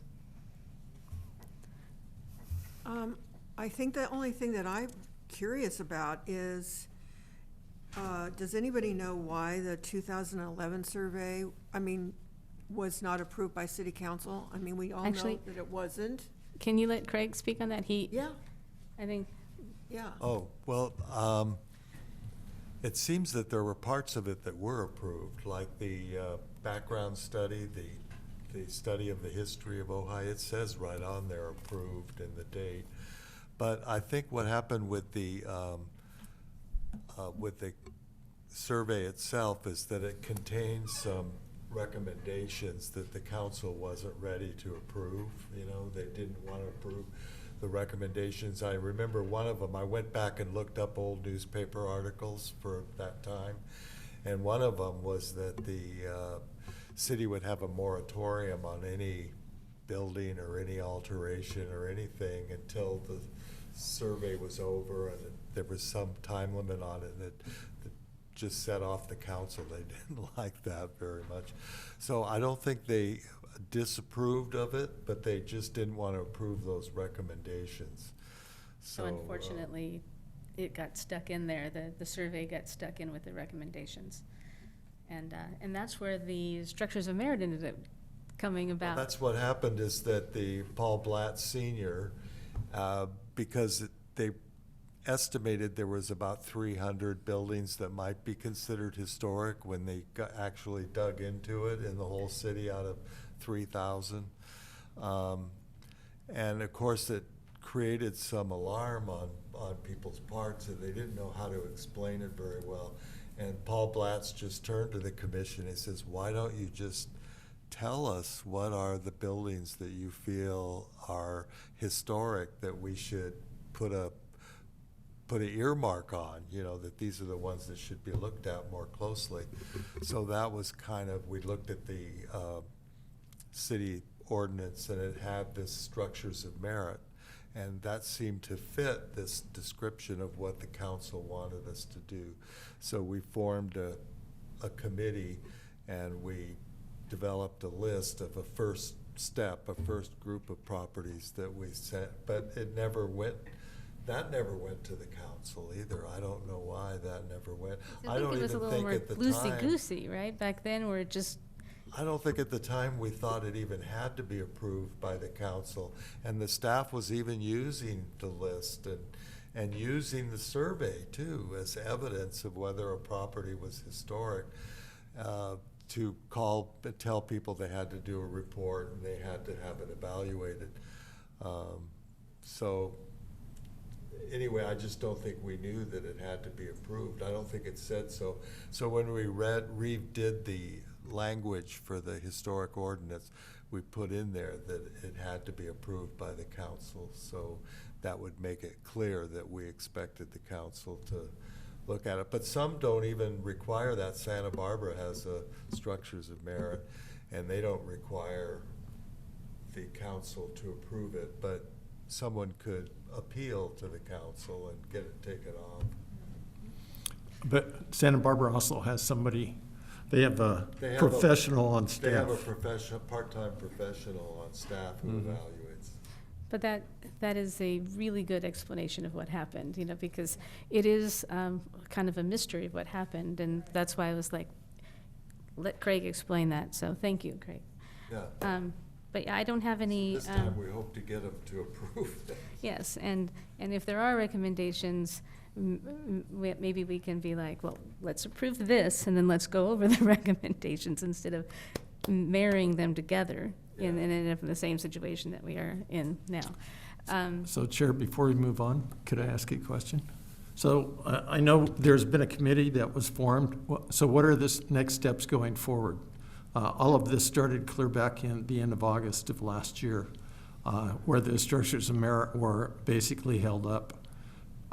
And I'm just wondering what the process is going forward. This is one of the steps. So what we are doing right now is we're only focusing on this survey and getting out the RFP with Craig Walker as the liaison. So what we are asking is that, we are involved in the process, but that once that they are hired, they are doing their job. We don't want to have our daily fingers in it, because it's better if it's done by this outside organization that we hired, because once that's adopted, it's a lot more powerful to say, we concur with the survey that was approved by council and done by an outside survey, instead of we concur with the survey that we had our fingers in all over the place. So that's why at one meeting, we had Craig Walker. We decided that he was going to be the liaison. And so we asked that whoever's hired, that they contact him along the way with any questions that they have, and that they would come give us updates, and Craig Walker would give us updates, and then hopefully just work to get this done and then get it in front of council and get it approved. And then I think the structures of merit will be informed by a newer, more up-to-date survey, just using that as evidence for coming up with the ones that we want to propose. And time is really of the essence. There's a new bill, two new bills, the Senate Bill 130 and 131, where they've kind of changed the rules. It used to be that a property, if it came up to be demolished or it came up to be altered, the city had time to say, well, let's look at that closer and evaluate it and see if it was historic, and even nominate it as a historic landmark. But now the state is taking away that time gap. They're saying that, and these new bills say that you don't have to submit them to what AB 130 and 131 say if it's already on a register, a historic register. So the state is basically saying, we want you to identify your historic properties proactively and not wait until a developer turns in their application. So you've got to have them identified before you get the application, even if you're sure it's historic. If it isn't on the register, then, because they don't feel that the developer should have to wait and go through all that. So it's getting important to get this done, and quickly. Yeah, so that brings me to my follow-up question. Will the structures of merit ever come back to us before they go to council? Or is this purely being? This is a different topic. we're just working on the survey. And then separately, as a commission, we can decide at a different date to start with the structures of merit again. And that, I feel, and I think Greg Walker as well, would be best if we had a new survey to develop it from. Because like one of the questions you were asking was, is there a lesser form of designation that we could give those rocks that doesn't require a landmark? That was one of your questions. It was. Well, it could be a structure of merit, and that would put it on the register, and it would give it some protection in that it would have to be investigated before the road was changed or the rocks were removed, but it wouldn't be a full landmarking.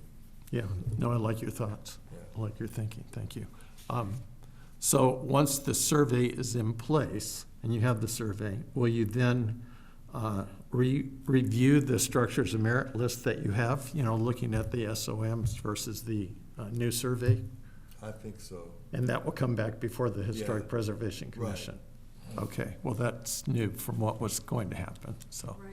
So that actually hasn't been determined yet, and it's not on the agenda right now. We're talking about the survey. So I just want to make sure that we're not making statements because we don't know if that's fact. We don't know if it's Okay. coming back after the survey. That's why I was asking. Yeah, we so might have don't a- know. So might have so 5 let's new- wait. So let's wait and see. Yeah, we could have 5 or 6 new commissioners that Right. don't want to do that. Right, or council Council doesn't want to do might it. say, So let's wait we're and working see on the if that's survey now, something and it last has time. nothing to do with, When it was taken it's a over. separate project. It's a separate project. Okay, so with the RFP, which is what's in front of us tonight, does anybody have anything they would like to say before we approve it and ask for more to go on to the next step? Because I am ready to make a motion to get that done. I just want to point out, Charles J. Fisher is, again, just for a matter of information, he is a local resident, in case people didn't know. So Jenny Prebor's husband. And Oh, very, that's her husband? yes, Who's the Oh. local? Charles Fisher, Jenny Are Prebor's you husband? talking about the Fisher that's the architect? yes. I don't think they're the same guy. Oh, it's not the same one? I don't think so. This I guy don't- is. I don't know what the architect. middle initial is. Okay, so this is a different.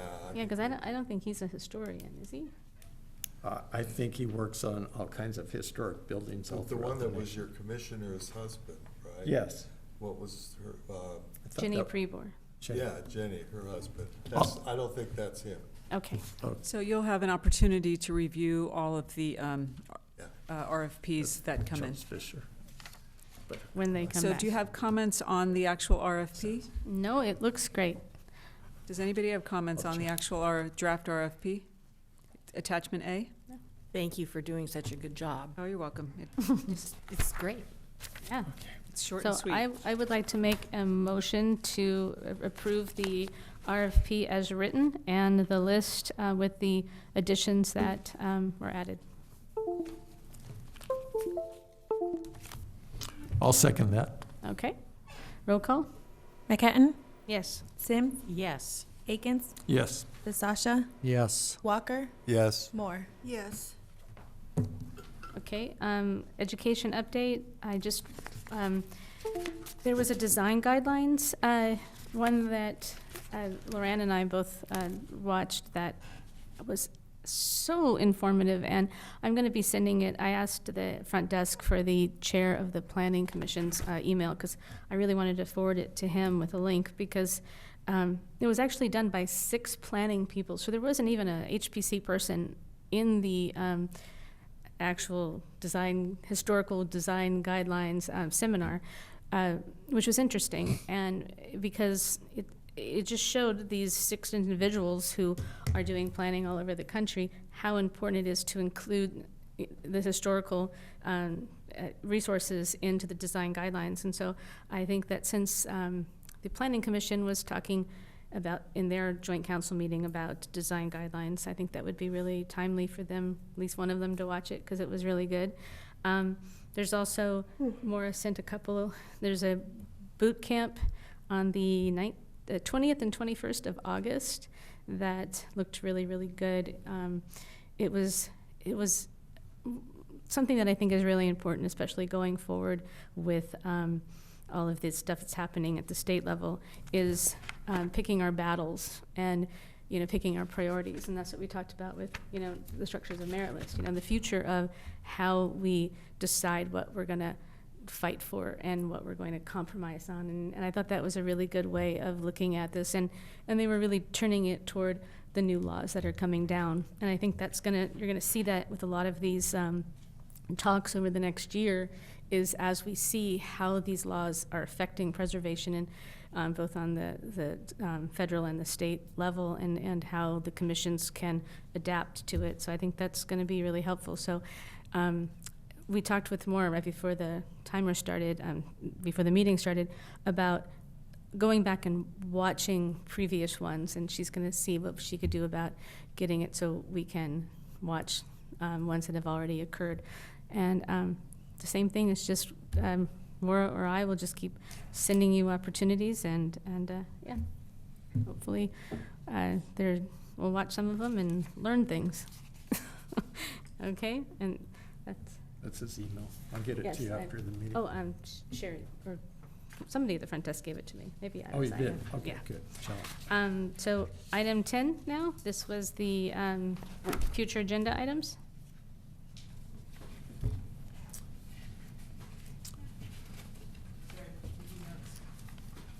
So future agenda items, the next meeting, those of you who are writing biographies will have them, and we'll discuss them, or you'll discuss them, and talk more about Ojai Day. Do you want to keep the State Historic District on here as a separate item from Ojai Day? It's the same thing. Okay, then if it's the same thing, we can take it off and just keep Ojai Day? Yeah. Okay. We And can just call then- it the Ojai Day celebration, just so we know that this year's different than the other years. Right, okay, I'm gonna put the word celebration on that.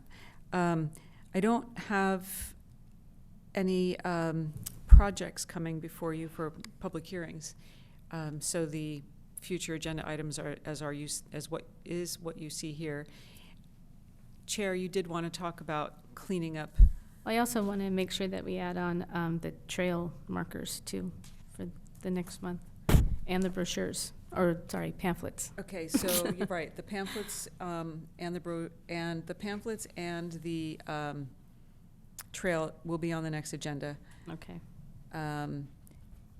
But I thought you wanted to Right, clean- so this big clump of list of ad hoc subcommittees and liaisons, I was suggesting to Maura that we're gonna work on it together, but putting the liaisons separate, which we have Craig Walker, who will be the liaison for the inventory survey update. We have myself, who does the education, and then we have Commissioner Akins that does the Green Coalition liaison. So we have those three liaisons. And then we have ad hocs that are current that we're working on. We have the one that Craig and I are doing with the city council members. And then we have the trail plaques, and I think that's, and the State Historic District. And then the ones, and then like a separate one that says, not active or on hold, that we don't make them go away, but it's not confusing. And I think that will also cut down on hopefully people calling you will know which ones are active and that might need staff time or a question answered versus ones that are on hold temporarily. So I'm going to work on that with Maura. Also, I just wanted to acknowledge that the State District, we're going to do the celebration. We're going to probably in November do a wrap-up of what happened in Ojai Day and the celebration, and just kind of, but then that should be done. That should be no more talking about the State Historic District. It's a district, and we acknowledged it, and we put up a plaque, and we celebrated it, and then we're done. So that's kind of where I was with that. I don't know if anybody else has anything they want to add there. Oh, I do have one more thing. Under the State Historic District, we wanted to take off the Akins and Moore with the benefits, because that is now just a brochure. Pamphlet, sorry. It's moved over to the pamphlet, so it's not part of the State Historic District celebration, because that's Ojai Day. And then we're gonna, with Commissioner Sims, Vice Chair Sims, permission to take her off the State Historic District and add Mr. Akins, Commissioner Akins, because he is kind of in charge of the plaque, and he's also the liaison at the museum where he can, we're having the presentation there, the slideshow, we're doing the banners with them, so having the museum liaison being able to talk to without a Brown Act problem is much better. So if it's just the three of us to finish from the final row into the end of the State Historic District celebration into Ojai Day. And that was okay with you? You said you were good with that? Yes, I'm okay with that. Thank you. Okay. So I'd like to talk to you just 2 weeks before or a week and a half before the next meeting, just to make sure we have this the way clean, nice and clean. I took some notes. Okay. I Do have we have- 2 things to add. That is it time for staff to give a let's see, what is on the agenda? There's commissioner comments, but there's also planning report. Yes. Okay, so it's not really a planning report, just as much as I want to remind everybody that 2 Thursdays before the meeting is the last day to get me information for anything that you want in the packet. Handouts, information, anything. What date is that? It's the 2 Thursdays before. So we're always on a Thursday. We're on the third, wait. So the Thursday before? No, not the Thursday Thursday. before, 2 Thursdays before, because the packet goes out 1 Thursday before. So it's actually giving me 1 week before the packet goes out to get information together. And when I was talking to Chair today, I wanted to go into why. and she made it very clear that I didn't need to do that, but I wanted to list like all the reasons that, you know, this is only part of what I do. So I try to be at your beck and call, but there was that, and then also I wanted to just revisit the timer. So you want to revisit the timer in 3 months again to discuss, but also, is it 3 minutes or 5 minutes? 3. Okay. And also, the timer is not on when a staff report's being given or when an applicant is presenting after staff presents, when they're giving their spiel. So the timer is on when someone from the public, whether they're online or they're here live, when they're talking, or when you're discussing a project. So if you're actually giving your presentation, for instance, you know, Commissioner Moore is giving her presentation, or, you know, is talking about as a liaison or as a ad hoc committee member, giving her spiel about what happened in the last month. That's not being timed. It's the discussion that's being timed. Is that the same? Does everyone have that same understanding? Okay. So, okay. I mean, if it's not, you need to say it, because it's your Yeah. timer. Well, it makes sense. I just wanted to make sure it's clear, because I want to be able to talk to staff who's going to be working the timer, and so, you know, we're not correcting them during the meeting. So, Commissioner Sims, did you have something you wanted to say? I think that sounds good, but I think it should have some leeway to tweak it if we need to. Absolutely. If somebody's present, if we find presentations are getting 20, 30 minutes, and it's a repetition of, you know what I mean, that we can change this. But I think otherwise, people should be very mindful of. Right. Well, I think the goal, if I may speak, I think that Yeah. your goal and the initiating this timer goal is so people are efficient. The meetings are efficient, not just for you and for staff, but for the public. And all voices Clean. are heard more equally. Right, clean, clear, straightforward, efficient, and sharing of time, yeah. So, may I? I'm finished. So, Thank you. all month long, I think of things to ask Maura, but I don't just email or call her. I let it simmer. I see if I can research it myself. I'll ask a fellow commissioner to see if it can wait for a meeting. So I'm calibrating all month long our staff time. So when we are at our meetings and we need to use staff for a project, I have an understanding of how much time we've used, which I am now seeing is greatly disproportionate of how much time we're actually using.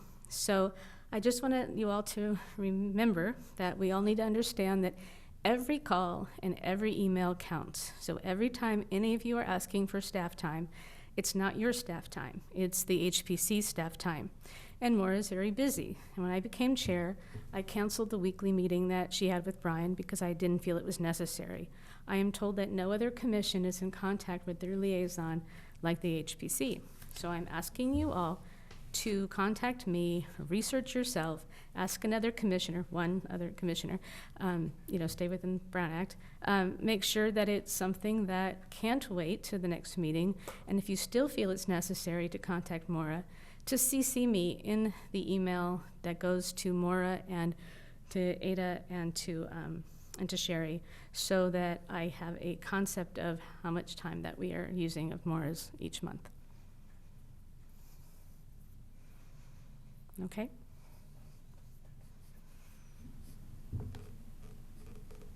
Anybody else? Do you want to go to commissioner comments? Anyone have commissioner comments? Craig Walker?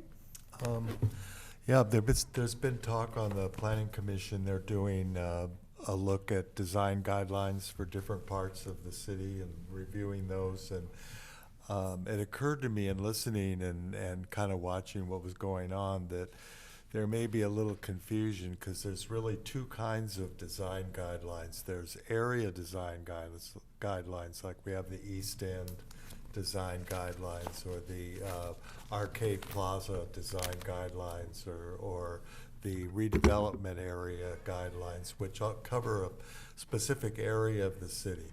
But then there are guidelines that relate to a particular building or a landmark. Most landmarks or historic districts have their own design guidelines that tie to the history, and it includes the Secretary of the Interior's standards, but it also may include other standards that have been set up to apply to that particular landmark.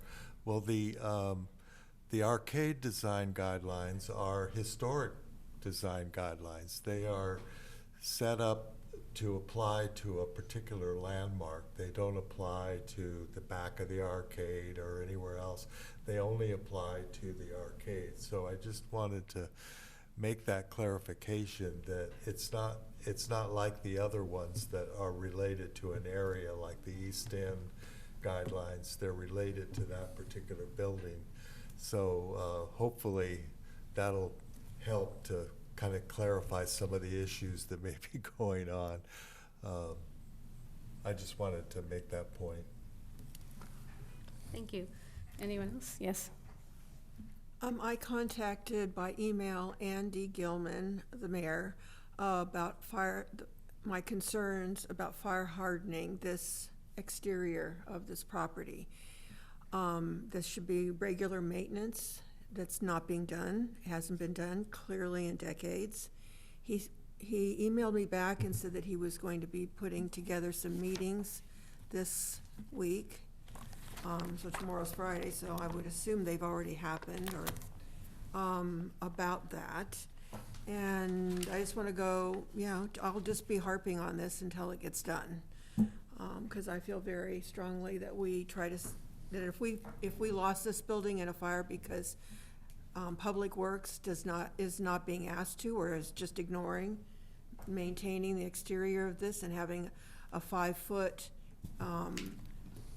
area around us and cleaning up all of the dead debris out there, then I personally think it's absolute total negligence.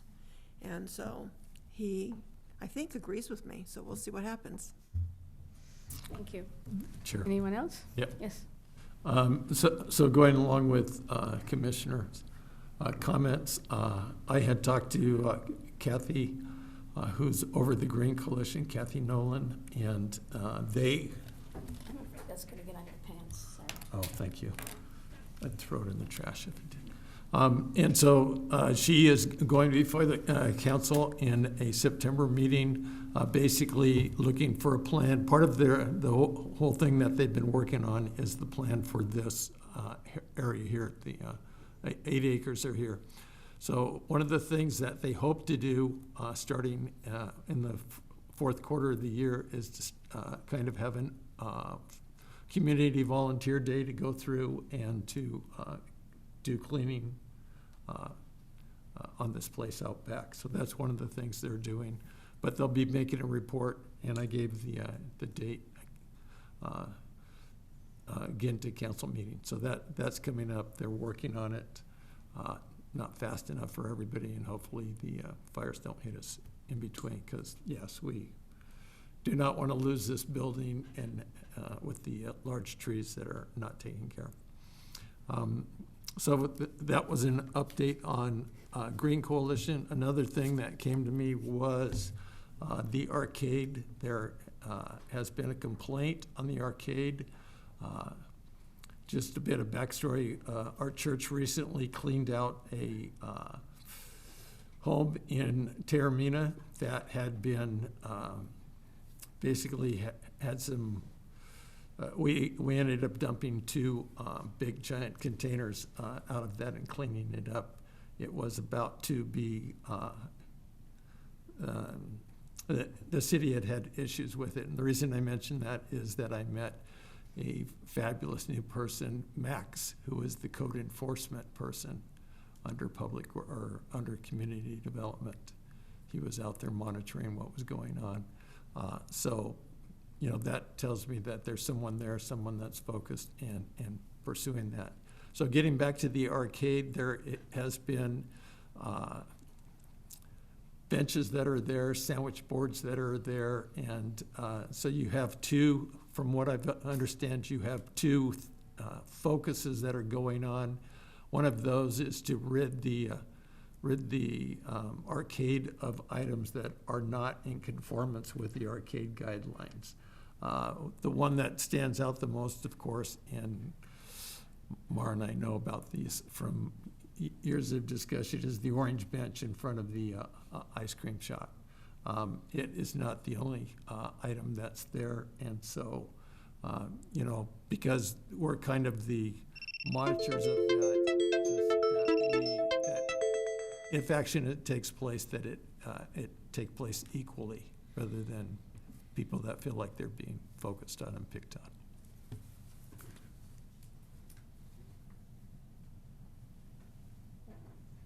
Anyone else have commissioner comments? Did you want to give us an update in commissioner comments about what you're doing, or do you feel like you've accomplished that already? Sure, I'd like to take just a few minutes.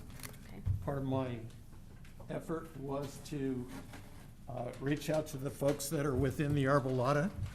So I went out in search of a map for the Arbolata. There are no maps there are lots of maps for the Arbolata, but nothing that really is one that you could contact or actually find out who lives there and how many parcels there.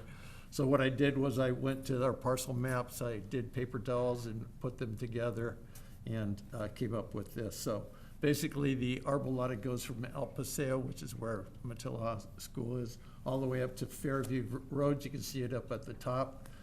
From east to west, it goes from Foothill.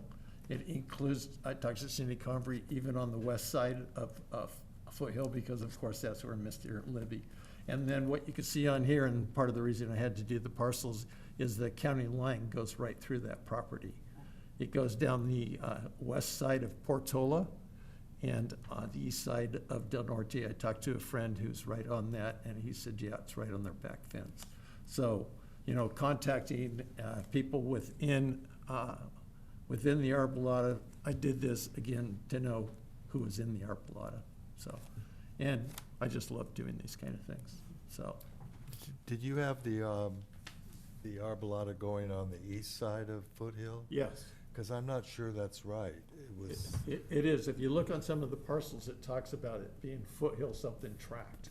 yeah, it was the Foothill Parks tract. Yes. That was formed like back in 1903, before Libby even got there. And he bought his house in the Foothills tract. but the property he owned was across Foothill on the other side, which became the Arbolada. So I'm not saying that's not historic, because that Foothills Estates was definitely predated Libby and was historic in itself. Yeah, well, having talked to a few of these people here, they think they're in the Arbolada, so. Yeah, well, you'd have to check that, because I don't think that's true.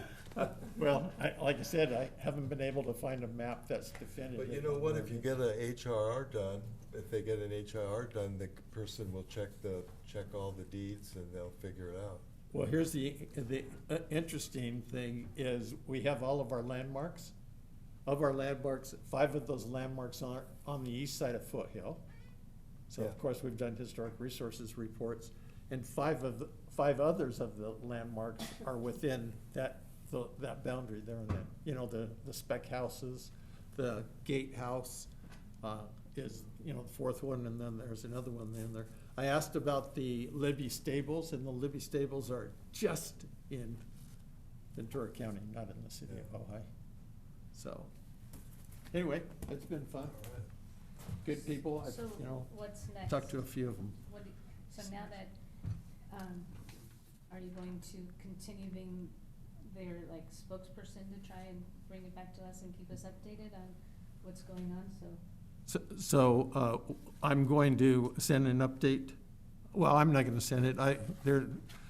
The information goes out through, there is a lady there who is kind of the hub for those emails that we saw, the 24 emails a month ago that said, yes, we'd like you to protect our things. So she is the hub. I've been talking to Randy, to Jerry Dunn, Camarillo Dunn, to a realtor.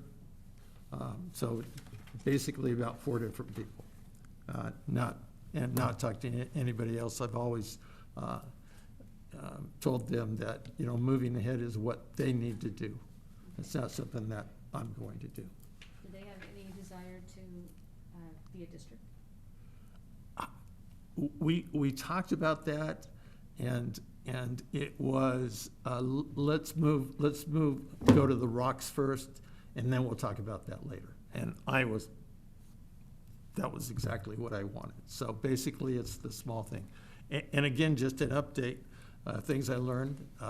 And in one of the packages, I sent you a copy of something the city was planning to do.